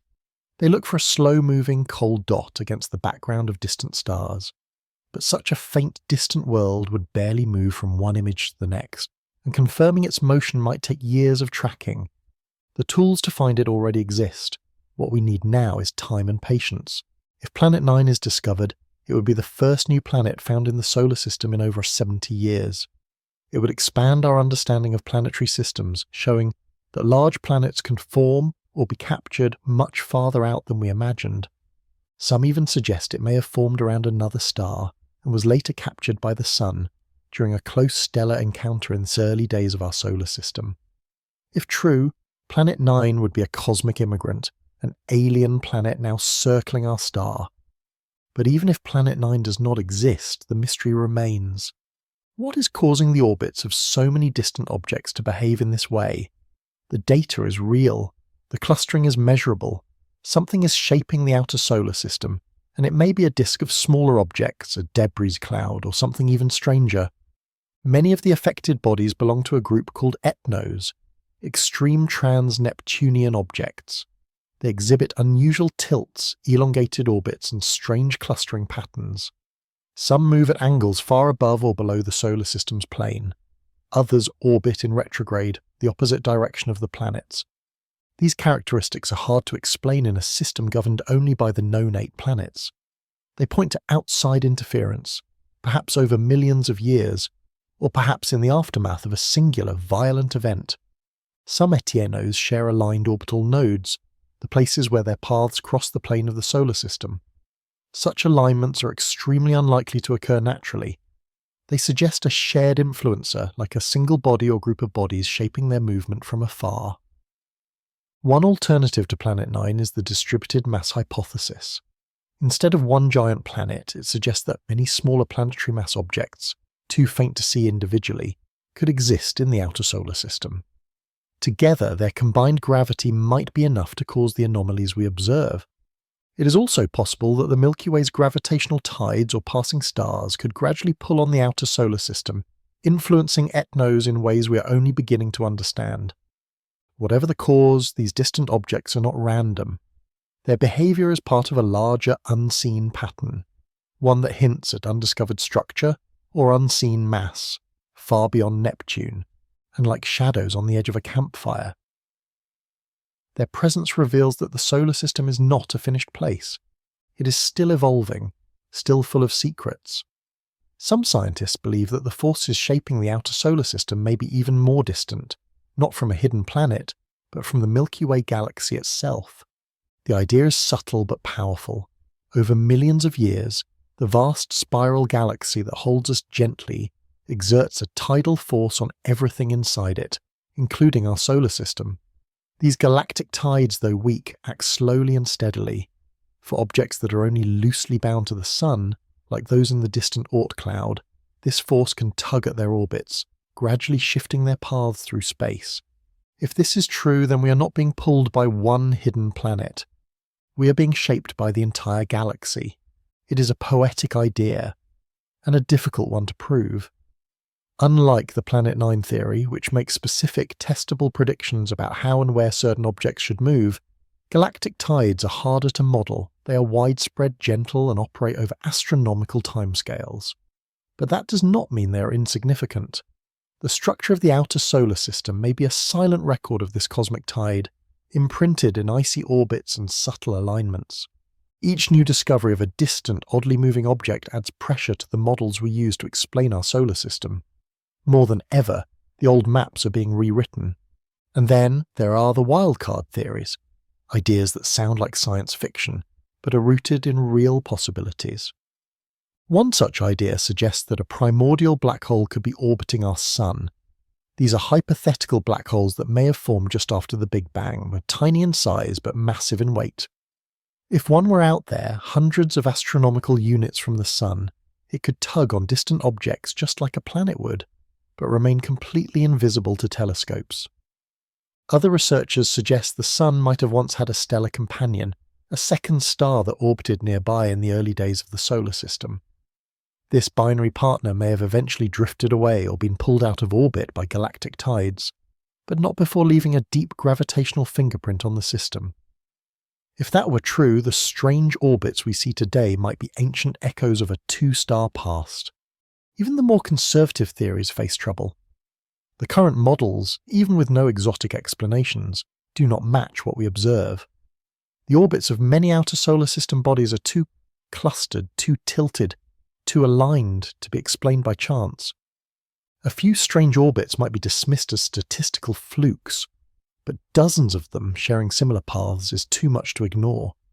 Astronomers are now using artificial intelligence and deep-sea surveys to track faint patterns across huge data sets. As more distant objects are discovered, the models evolve. Either the patterns will fall apart under scrutiny, or they will become even more distinct. This tension between what we see and what we can explain is one of the most thrilling frontiers in planetary science. Whatever is out there, it is already changing the way we think about our solar system. Its boundaries, its structure, and its history are being reconsidered in light of these anomalies. And whether the final answer turns out to be a planet, a cloud, a black hole, or something no one has thought of yet, the solar system is trying to tell us something. The idea that a giant hidden planet lurks in the shadows of the outer solar system was once dismissed as fantasy. Today it is a serious scientific theory supported by mathematics and the quiet behaviour of distant icy worlds. Some simulations propose that this planet could be as massive as Neptune, and yet we have never seen it, not because it does not exist, but because it is hiding in the dark. At hundreds of astronomical units from the Sun, this world, sometimes called Planet 9 or Planet X, would be receiving very little sunlight. If it is covered in rock and gas instead of bright reflective ices, then it may not bounce enough light back for our telescopes to detect. It might be nearly invisible in the optical wavelengths we use to scan the night sky. One leading theory suggests that Planet 9 formed near the Sun, possibly around the same time as Jupiter and Saturn, but was later pushed out during a period of violent planetary migration. Instead of flying off into space, it settled into a distant, stable, and elongated orbit. Far from gone, it stayed, orbiting silently at the very edge of the Sun's gravitational hold. Another possibility is even more extraordinary. This hidden planet might not have formed here at all. Some scientists think it could have been captured from another star system, a rogue planet caught during the Sun's early years in a crowded stellar nursery. If true, then Planet 9 would be a cosmic immigrant, a traveller from elsewhere, now deeply embedded in our own solar story. There are other theories too. Some suggest Planet 9 is a super-Earth, a type of planet larger than Earth but smaller than Neptune. These are common in other star systems, yet strangely missing from ours. Planet 9 might be that missing member, sent to the outskirts by early disruptions, hiding in exile. What makes the theory so compelling is the consistency of its predictions. The tilted orbits, the elongated paths, the synchronized movement of distant bodies, they all begin to make mathematical sense when a single massive planet is added to the equations.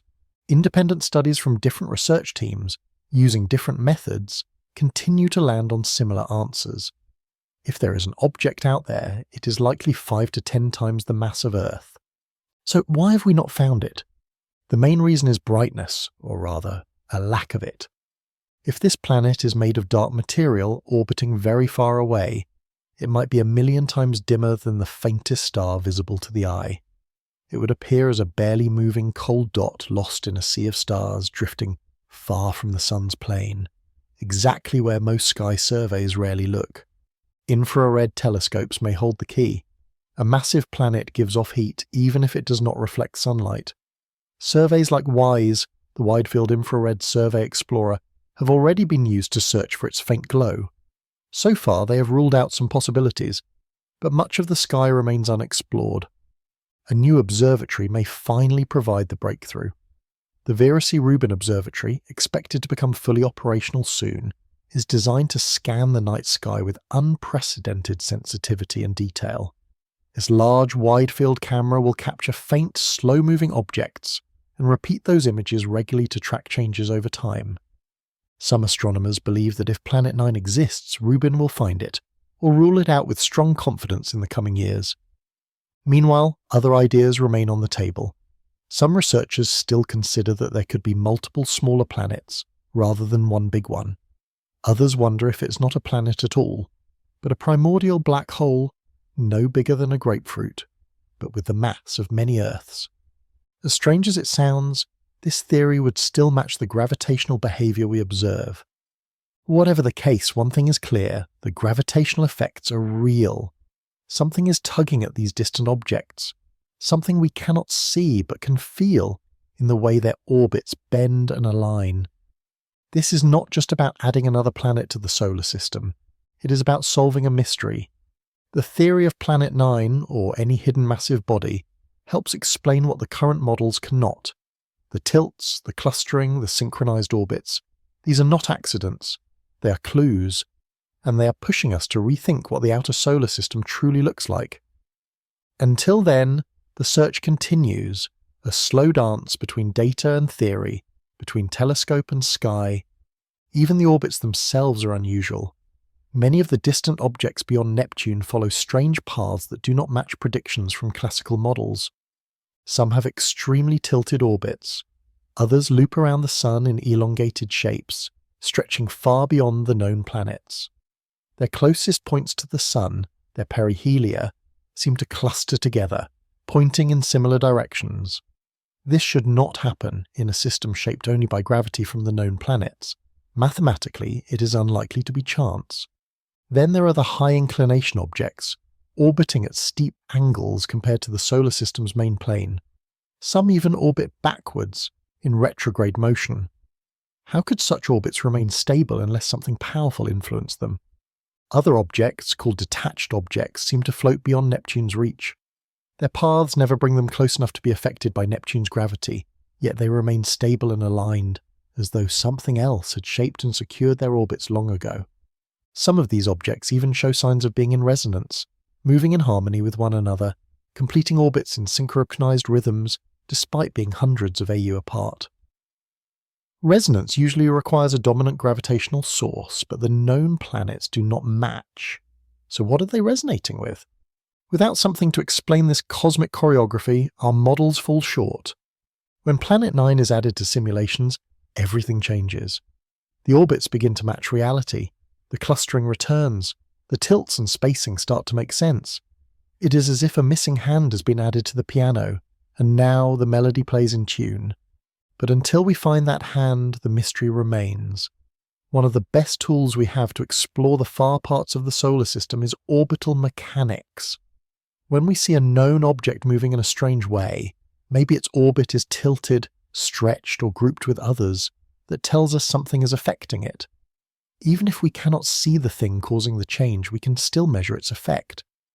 This is exactly how Neptune was found back in the 1800s. Astronomers noticed that Uranus was not moving the way it was supposed to.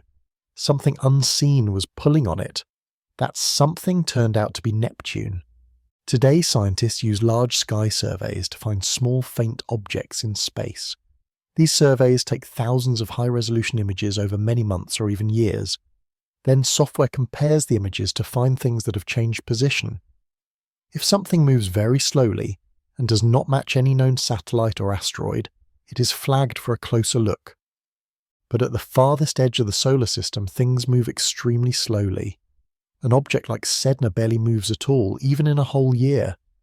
So astronomers look for small patterns, a tiny change in speed, a consistent curve, or how orbits connect with each other. These little clues help scientists figure out the shape of the object's path, even if the data is limited or not very clear. It is like building a puzzle from just a few scattered pieces. Once an object is confirmed, its orbit is carefully tracked and compared to others. Are their paths grouped? Do their orbits tilt the same way? If yes, that could mean they are being influenced by the same gravitational force. This method does not tell us what the force is, or how big it is, but it does show us where to look and what kind of mystery object might be out there. Another useful method is infrared scanning. Even far from the sun, big objects still give off heat. Telescopes like WISE and Spitzer scan the sky in infrared light. They can pick up the soft heat glow from objects that do not reflect much sunlight. Using this, astronomers have found brown dwarfs and faraway asteroids. One day, this method might help us find a hidden planet far from the sun. Gravitational modelling is another approach. Astronomers create computer simulations of the solar system and test out different ideas. What if there was a planet with a certain mass at a certain distance? How would that affect the orbits of the objects we already know about? They run thousands of these tests. If one of them creates orbital patterns that match what we actually observe, that is a big clue that something similar might be real. Sometimes the search goes beyond light or gravity. Some scientists use a method called occultation. They watch for quick dips in light when a faraway object passes in front of a star. These dips last only a few seconds, but can tell us about small objects we might never see otherwise. This technique was used to confirm that distant dwarf planets like Haumea and Quaoar have rings. The upcoming Vera C. Rubin Observatory is going to make this search much easier. It will scan the whole visible sky every few nights, making a deep time-lapse video of space. This will help catch slow-moving, faint objects at the far edge of the solar system. It might even spot strange motion patterns that hint at hidden gravity sources. Machine learning is also becoming a key part of the search.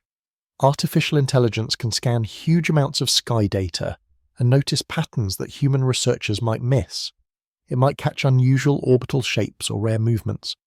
These tools could help us find new groups of unknown objects or maybe even entire new types of space structures beyond Neptune. Even with all these tools and tech, many great discoveries still begin with just a small point of light, slowly drifting across the stars. Finding these things takes time, patience, and sometimes even a bit of luck. But every tiny new object brings us closer to understanding the hidden shape of the solar system. It is like mapping a structure we cannot see by tracing its shadows. Astronomy is becoming a science of hints and indirect evidence, and what it is revealing is a solar system that is far more complex and far more active than we ever thought. Now, let us talk about something else that shows us hidden forces in the solar system. Comets. For thousands of years, humans have been amazed by comets, icy messengers that suddenly appear, flash across the night sky, and then vanish, sometimes for centuries. But where they come from is just as fascinating as their journey. Most comets are thought to come from the outer edges of the solar system, and their paths might be shaped by things we still do not fully understand. Some of these forces are invisible, but we can see what they do. Comets are usually divided into two main groups, short period and long period. The short ones come from the Kuiper belt and return every few decades. The long period ones might not come back for millions of years.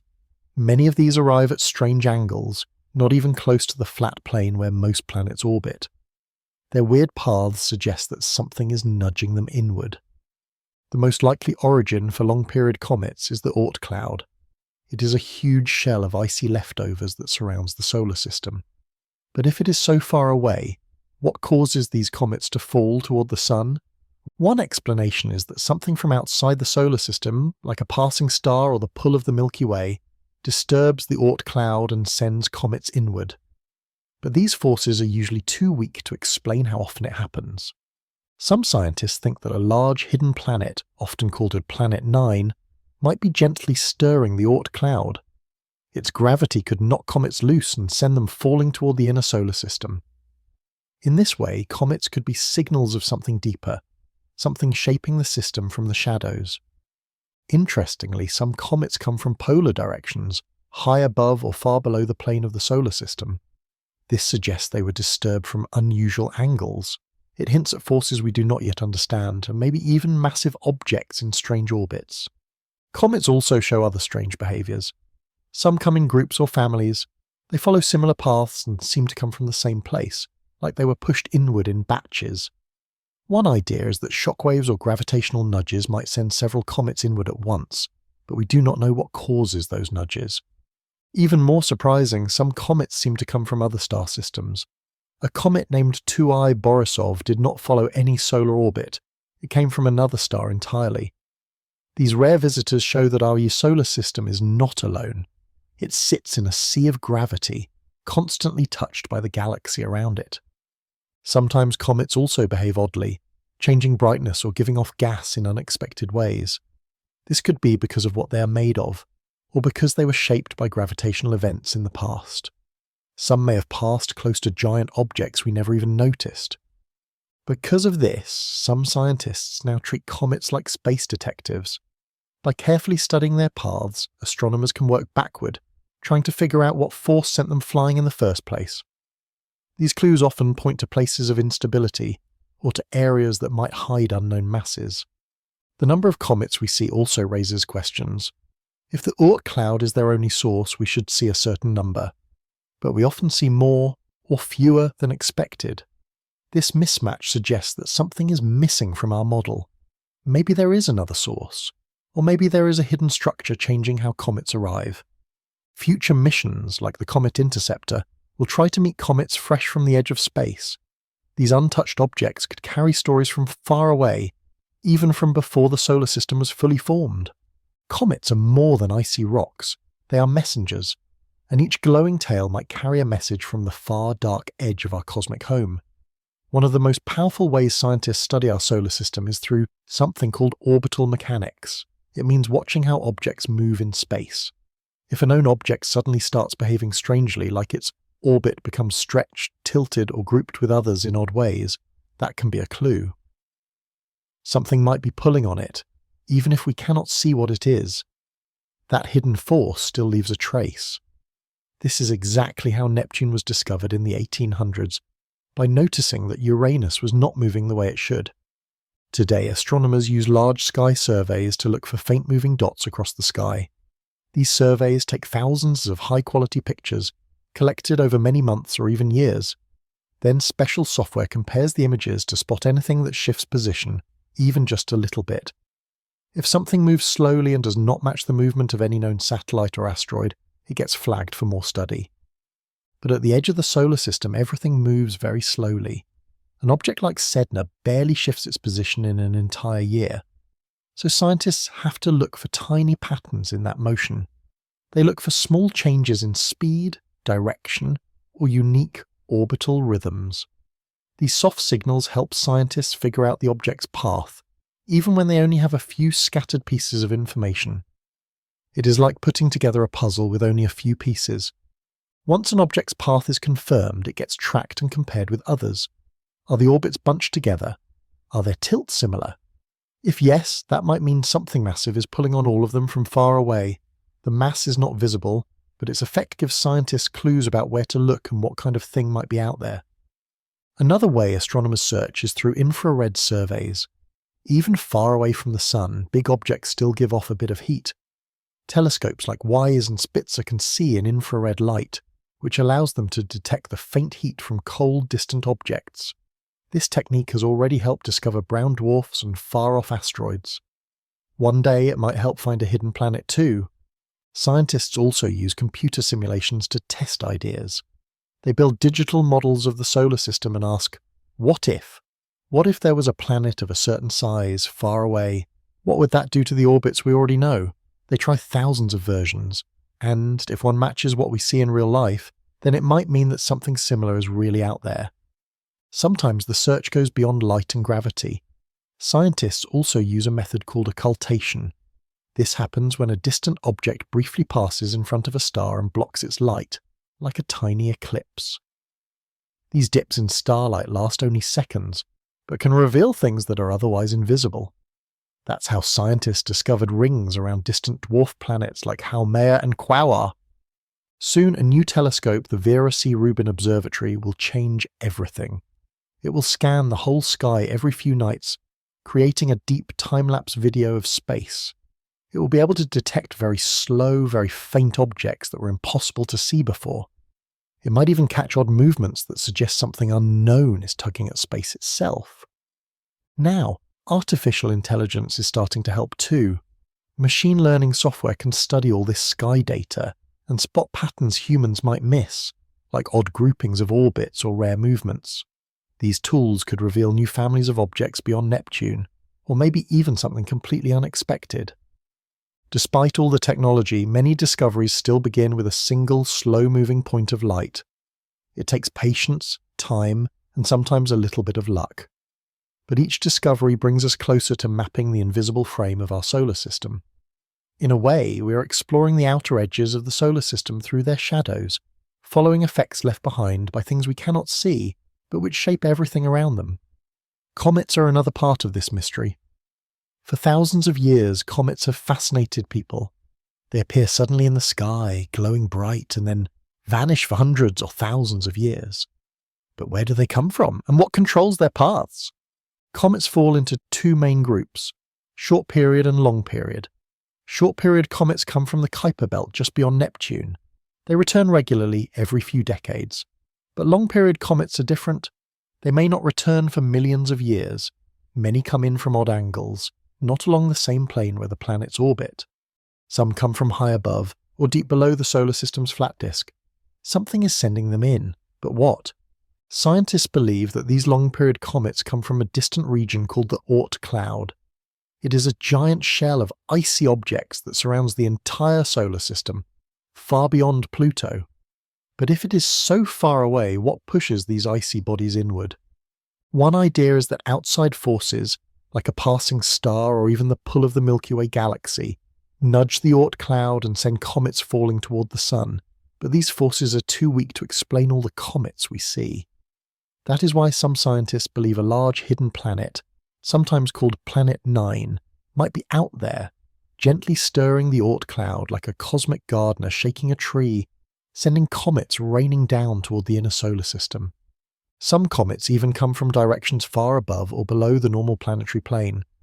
These polar paths suggest that something from an unusual angle disturbs. Normal solar system gravity cannot explain this. It hints at hidden forces, maybe even unknown objects with strange orbits. Scientists have also noticed that some comets travel in groups, like they were disturbed at the same time. One theory is that shock waves or gravity nudges push multiple comets inward together, but we do not know where those shocks come from. There are even comets that do not belong to our solar system at all. One comet, called 2I Borisov, came from another star system.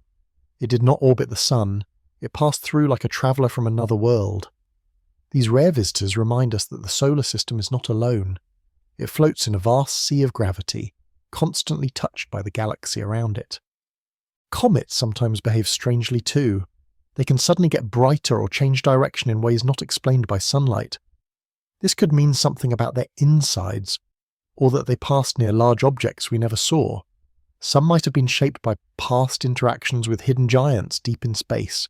That is why comets are becoming important clues. By studying their paths carefully, scientists can trace them backward and try to figure out what sent them in our direction. Often, their paths lead to parts of the sky where gravity is unbalanced, places that might hide something big and unseen. But there is a puzzle. If all long-period comets come from the Oort cloud, why do we see so many? The numbers do not always match predictions. Maybe there is another source, or maybe an invisible structure is affecting how often comets appear. Future missions, like the Comet Interceptor, will try to catch a fresh comet straight from the edge of the solar system. These untouched bodies might hold secrets about what knocked them loose. Studying their ice and chemicals might show whether they were all shaken by the same giant hand, or if there is something more going on. Comets are more than frozen wanderers. They may be messengers from a deeper structure, one we have not yet mapped. Every glowing tail might be a signal from far away, telling us that something in the dark is shaping our world from beyond the stars. Far beyond the familiar planets, past Pluto and even the Kuiper belt, lies a place where the solar wind slows down suddenly. This place is called the termination shock. It is where the fast-moving stream of charged particles from the Sun, known as the solar wind, crashes into the thin material floating between stars, the interstellar medium. What happens beyond that point is not peaceful. It is a chaotic region, full of heat, noise, and powerful energy. When the solar wind reaches this area, it cannot keep moving as fast as before. Instead, it slows down, becomes hotter, and gets squeezed together. Scientists call this area a kind of shock wave, like a giant invisible wall wrapped around the entire solar system. The energy here becomes wild and unpredictable. It is full of swirling magnetic fields and high-energy particles that do not behave in simple ways. The Voyager 1 spacecraft reached this shock zone in 2004. As it crossed, its instruments recorded a sharp rise in temperature and in the number of particles around it. This was proof that it had entered a new region of space. Later, in 2007, Voyager 2 crossed the same region. It found even more turbulence, more signs of strange activity. Scientists expected a neat border, but instead they found something much more complicated. This messy transition region between the termination shock and the edge of the solar system is called the Helios Heath. It is like a thick cushion, a space filled with wild particle movement and magnetic waves. It is not quiet at all. Inside the Helios Heath, the solar wind continues to mix with particles from interstellar space. This mixing is not smooth. It creates a kind of swirling dance between the sun's particles and the galaxies. Particles steal electrons from each other, change directions, and release small bursts of energy. To understand this zone, scientists use special space instruments like IBEX, which detect something called energetic neutral atoms, tiny messengers that are formed in this chaotic region. These particles reveal fascinating shapes and structures, including a strange arc in the sky, known as the IBEX ribbon. This ribbon is made of high-energy particles, but scientists are still unsure why it exists or what it fully means. It may be a hint about how the sun's force and the galaxy's forces meet and align. Even more mysterious is the fact that this area between the sun and interstellar space makes noise. Not noise like what we hear on Earth, but plasma waves, pressure movements that can be turned into sound. Voyager's instruments have picked up these eerie space tones. They sound like distant hisses, rumbles and echoes. It is, in a way, the voice of the sun struggling against the galaxy. Some researchers think this entire region behaves like a bow wave, similar to the water waves that form at the front of a boat. Since our solar system is moving through the galaxy, it creates a kind of disturbance ahead of it.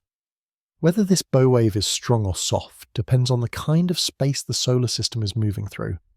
Studying this area is not just about curiosity. It helps us understand how to protect future spacecraft from radiation. It also teaches us about how stars like our sun interact with the galaxy they live in. These shock regions filter cosmic rays, high-energy particles from distant galaxies, and keep many of them from reaching Earth. But some get through. Scientists have learned that not all of these particles leave easily. Some get trapped. They bounce between invisible walls of magnetic force. Others spiral along invisible lines of energy. The entire region behaves like a strange maze for charged particles, a twisting puzzle of space physics. This boundary is not still. It grows and shrinks with the sun's cycle, which lasts about 11 years. When the sun is more active, the bubble it creates, called the heliosphere, grows bigger and pushes against the galaxy harder. When the sun is quiet, the bubble shrinks, and more galactic material can creep in. This movement changes how much radiation reaches Earth and other planets. New missions like IMAP, launching soon, will create detailed 3D maps of this entire area. These maps will help scientists understand the shape of our solar system's outer bubble. It is not perfectly round. It is shaped more like a stretched balloon, with a squashed front and a long tail. This is because the solar system is moving through the galaxy, like a boat pushing through water. The edge of the heliosphere is not the end of space. It is just where the sun's control fades away. Beyond it, the galaxy takes over. In 1977, NASA launched 2 spacecraft, Voyager 1 and Voyager 2. At first, their job was simple: explore the outer planets, but after that, they kept going and going. Today, they are the farthest human-made objects in space. They became the first to cross into interstellar space, the vast emptiness between stars. Voyager 1 crossed the heliopause in 2012. That's the outer edge of the sun's bubble, the place where solar wind stops and galactic space begins. Voyager 2 followed in 2018. But crossing the border was not obvious. There were no clear signs, no glowing lights.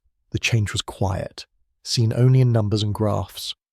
Voyager 1 saw a sudden jump in cosmic rays, high-energy particles from deep space. That was a big clue. At the same time, scientists expected the magnetic field direction to change sharply. But it did not. This puzzle remains one of Voyager's great mysteries. Voyager 2 gave scientists even more data. Unlike its twin, Voyager 2 still had working sensors that could measure the thickness and heat of plasma, the gas between stars. It confirmed that space beyond the Sun is much denser than inside the heliosphere. That matched the theories, but it was the first time anyone had proof. Both spacecraft also recorded strange plasma sounds, low rumbles and hums that float through interstellar space. Scientists turned these signals into actual sounds we can hear. It turns out space is not silent, it sings. Another surprise, the interstellar space is not smooth. It is bumpy, magnetized, and filled with hidden boundaries. The Voyagers passed through calm areas and then wild ones. Like ocean waves clashing, space beyond the Sun is active and alive. Voyager 1 took over 40 astronomical units to pass through the Helios Heath. That is much farther than expected. It means this outer layer of the solar system is thick and full of motion. And even beyond the border, the Sun still has a faint touch. Solar particles can be felt even in the deep dark. The line between inside and outside is blurry. Even more amazing, both Voyagers are still working. After nearly 5 decades, they are still sending back signals. Though their power is running low, NASA hopes to keep receiving messages until the 2030s. That will be the end of an era, when Earth finally falls silent to its farthest messengers. Each Voyager carries a golden record, a time capsule for the universe. It holds sounds of Earth, music, greetings in many languages, and images. These disks float through space, hoping one day someone or something might find them. Voyager has taught us that the edge of the solar system is not simple. It is full of waves, flows, and surprises. The boundary is not a wall, it is a conversation between the Sun and the galaxy. Today, Voyager 1 is more than 24 billion kilometers from Earth, farther than anything humans have ever touched. It glides through the dark, carrying whispers from our solar system, telling us that space, even at its quietest, still has stories to tell. A spacecraft called IBEX, launched to study the edges of the solar system, found something surprising. It showed that space beyond the Sun is not quiet or random, it is shaped. It has a direction, and it even seems to follow magnetic lines. This changes what we once thought about interstellar space. We used to imagine it as the soft, peaceful fog, but it turns out it has structure. There is also something even more mysterious. The Sun, along with all the planets, seems to be moving through a warm cloud of gas. Scientists call it the local interstellar cloud. They believe our solar system may be brushing through the edge of this cloud right now. That could be why the shape of the Sun's protective bubble, the heliosphere, is being pressed or stretched in certain ways. This cloud is not just gas. It is also full of particles. Tiny ones, sometimes no bigger than a grain of sand or even a molecule. Some of them make it all the way into our solar system. Others drift in silence, riding invisible winds through space. And a few even land here, on Earth. When scientists study ancient ice cores or old meteorites, they sometimes find special versions of elements, things like beryllium-10 or carbon-14, tiny time capsules. These can tell us when the Earth was hit by strong waves of cosmic rays. Long ago, an event in space, like a supernova or a dense cloud, may have increased the number of high-energy particles reaching Earth. These moments, called interstellar weather events, may have changed Earth's climate for centuries. NASA's Ulysses and Cassini spacecraft also found something interesting. Streams of interstellar dust entering our solar system. These tiny grains, some moving at tens of kilometers per second, are coming from deep space. Where do they come from? Many were likely made in the hearts of ancient stars, then thrown out into space during massive explosions. Some carry complex molecules, including ones like polycyclic aromatic hydrocarbons, possible building blocks of life. This changes how we think about life's origins. Maybe the ingredients for life were not born only on Earth, or even in our solar system. Maybe they drifted in, carried by dust, frozen in space for millions of years. That means life's building blocks may be shared, not just across planets, but across the galaxy. But there is another question. What happens when these tiny, fast-moving dust grains hit a spacecraft? Future missions aiming to leave our solar system and travel to nearby stars like Alpha Centauri will need to be careful. At high speeds, even a tiny dust particle can do damage. It could puncture a spacecraft or fry delicate electronics. So scientists are working on shields, on better predictions, and on ways to avoid danger. And still, these tiny particles, so small they are invisible to most instruments, keep drifting in. They push on the sun's bubble, they shape its edge, they slide past the planets, and a few even make their way to our atmosphere, quietly reminding us that Earth is not alone. Our solar system is not standing still. It is moving through a galaxy full of old stardust, cosmic rays, and the soft breath of ancient explosions. From the sun flows a constant breath, a river of charged particles called the solar wind. Near Earth, this wind is strong. It brings energy. It creates auroras in the sky.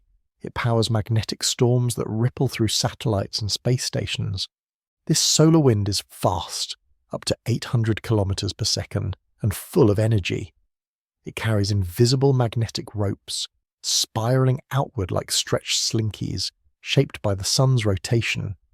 Scientists call them Parker spirals, but the farther it travels, the weaker it gets. Beyond Neptune, things begin to change. The wind slows. It loses its shape. The tight spirals become twisted, stretched and tangled, and at a certain point, the termination shock, the wind hits resistance. It meets the interstellar medium, and like a runner hitting a wall, it slows down fast. This is where the solar wind turns from a steady stream into a chaotic soup. Its particles get heated, squeezed, and bounced.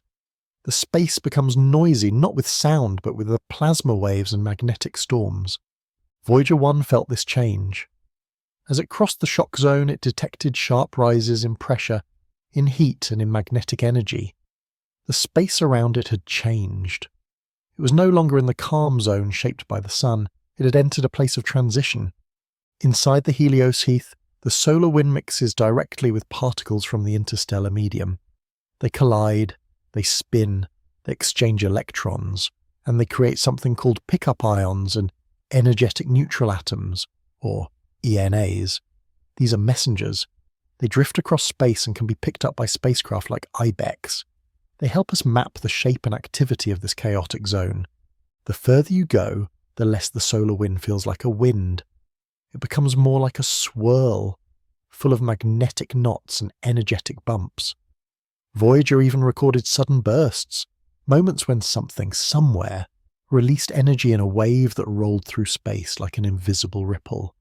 And then the wind stops, not all at once, but slowly, like a candle flickering out. At the heliopause, the solar wind meets its match. It no longer pushes forward. It no longer spreads. It is absorbed or bounced back or carried away into the galactic sea. Outside this boundary, the sun no longer holds power. The galaxy begins. Yet even here, some solar wind particles still drift. A few escape. They travel into interstellar space like tiny letters from the sun, still carrying its charge. This final journey of the solar wind is not just physical, it is also historical. Storms on the sun, flares, eruptions, and surges create ripples in the solar wind. These changes travel outward. A solar storm that happens today might not reach the outer edge of the heliosphere for months, or even years. So by studying the solar wind out there, we can learn about the sun's past. That makes the solar wind a kind of messenger, a timeline stretched across billions of kilometers. By studying it with probes like Voyager and IMAP, scientists trace the story of our sun, its strength, its patterns, its changes over time. And as the wind fades into the dark, it leaves behind a trail, not of sound or light, but of charged whispers, gentle signs that the sun was here. The idea sounds like science fiction, a lonely planet drifting between the stars, far from any sun, cold and dark, silent, and yet watching. But science now believes rogue planets are real. They are not bound to any star, they roam the galaxy alone. Some may have been pushed out of their home systems, others may be stars that never lit up, called brown dwarfs. There may be billions of them. Could one be near us? Could one be watching? These planets are hard to detect. They do not shine. They do not reflect light. but some may have thick atmospheres. Others might carry heat deep inside, enough to support hidden oceans trapped beneath ice. And where there is warmth and water, life is possible. Some scientists believe that life on a rogue planet would be self-contained. It would live deep below the surface, safe from radiation, warmed by the planet's core. Such life might not need light. It would be adapted to the dark. And if life did evolve, could it become intelligent? Could it build tools? Could it send out machines to explore? From a rogue planet's view, a star like our sun would be easy to spot. It would shine brightly in the dark. Earth's radio waves and infrared glow might be detectable to anyone listening. Even from far away. That raises a strange question. Are we being watched? If a rogue planet passed near our solar system, it might send probes. Quiet ones, small ones. Machines that scan and measure, then move on. Not to invade, not to conquer, just to observe.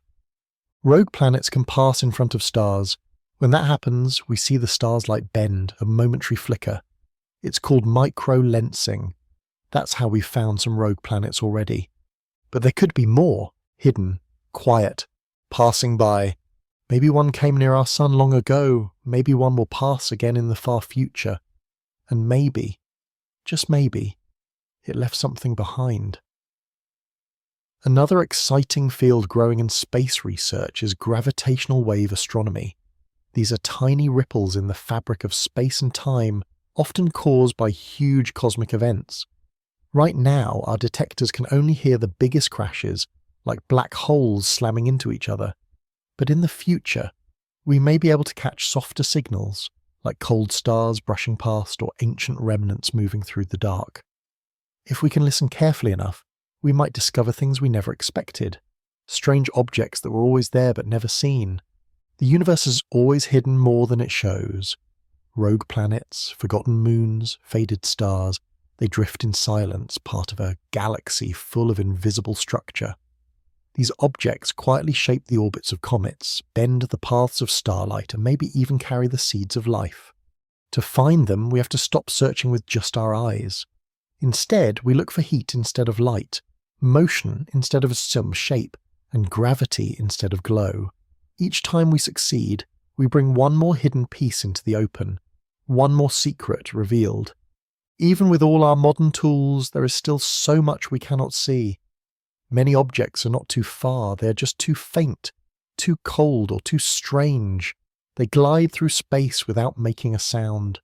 They reflect no light, they do not glow. We believe they are there, but for now we cannot prove it. Our biggest problem is sensitivity. Our best telescopes still miss low-energy objects, especially those cooler than infrared light. To find them, we need instruments thousands of times more delicate than what we use now. The James Webb Space Telescope is a huge step forward.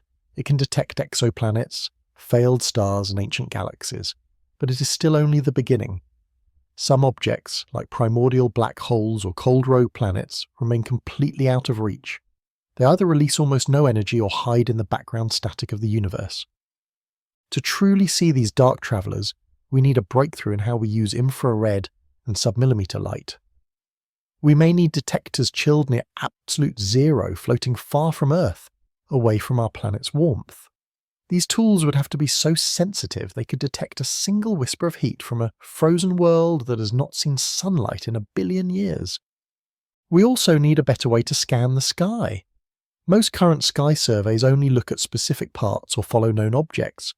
But what if we had a system that scanned the entire sky, every direction, every night? Not for bright flashes, but for quiet changes, for tiny shadows, for slow movements, for gravity shifts. Another missing tool is interstellar radar.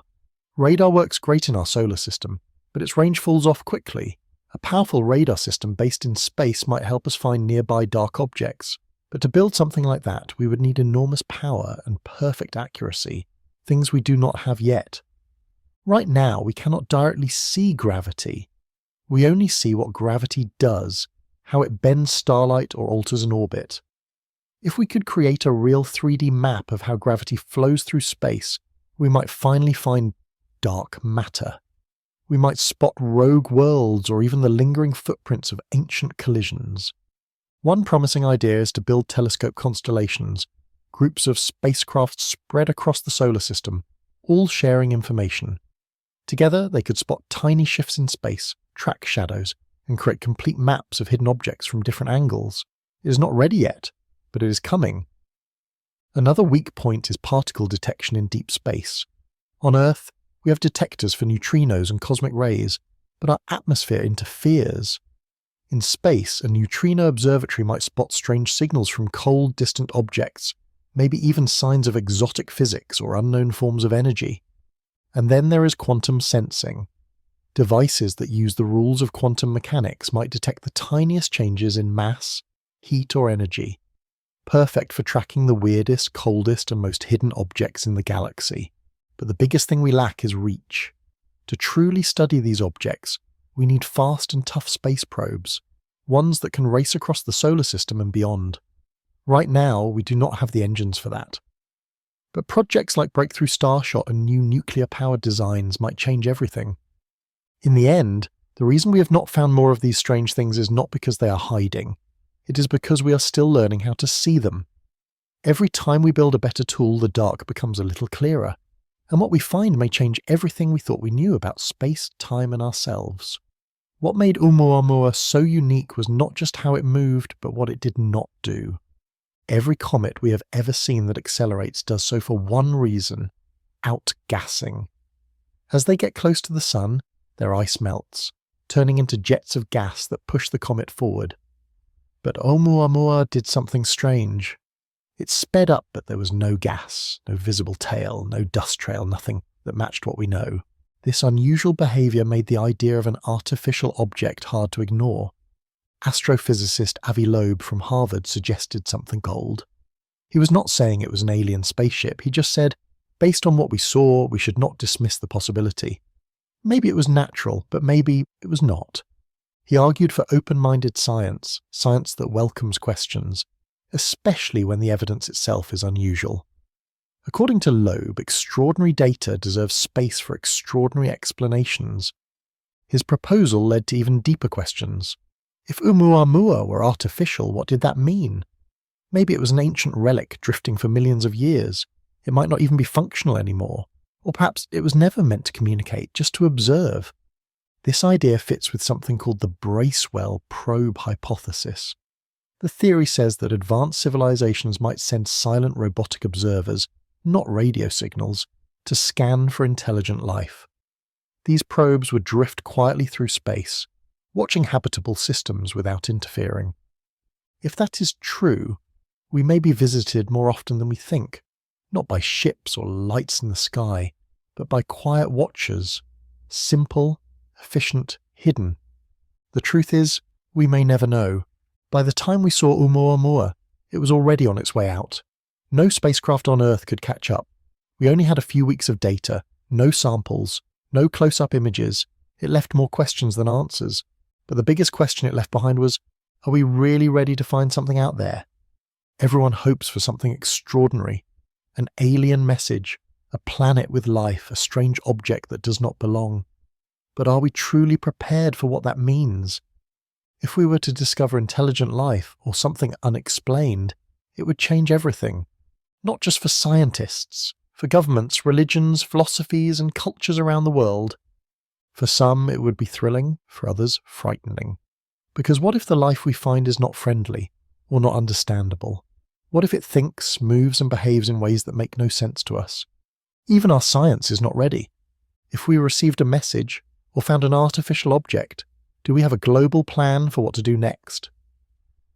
SETI, the Search for Extraterrestrial Intelligence, has written guidelines, but no one enforces them. Would we respond? Stay silent? Who gets to decide? What if it was not even trying to talk, just watching? And what if the message does not use words? What if it speaks in math, chemistry, or strange pulses that we cannot decode? We could easily misunderstand a warning as a welcome, or ignore a message that looks like noise. And let's not forget the public. In the age of instant news and social media, a single rumour of alien contact could race across the planet in minutes. Misinformation would spread fast. Panic, denial, or conspiracy theories could follow. Then comes the next question. Suppose we detect something artificial at the edge of the solar system. Do we chase it? Do we try to retrieve it? The truth is, we might not even be technologically ready.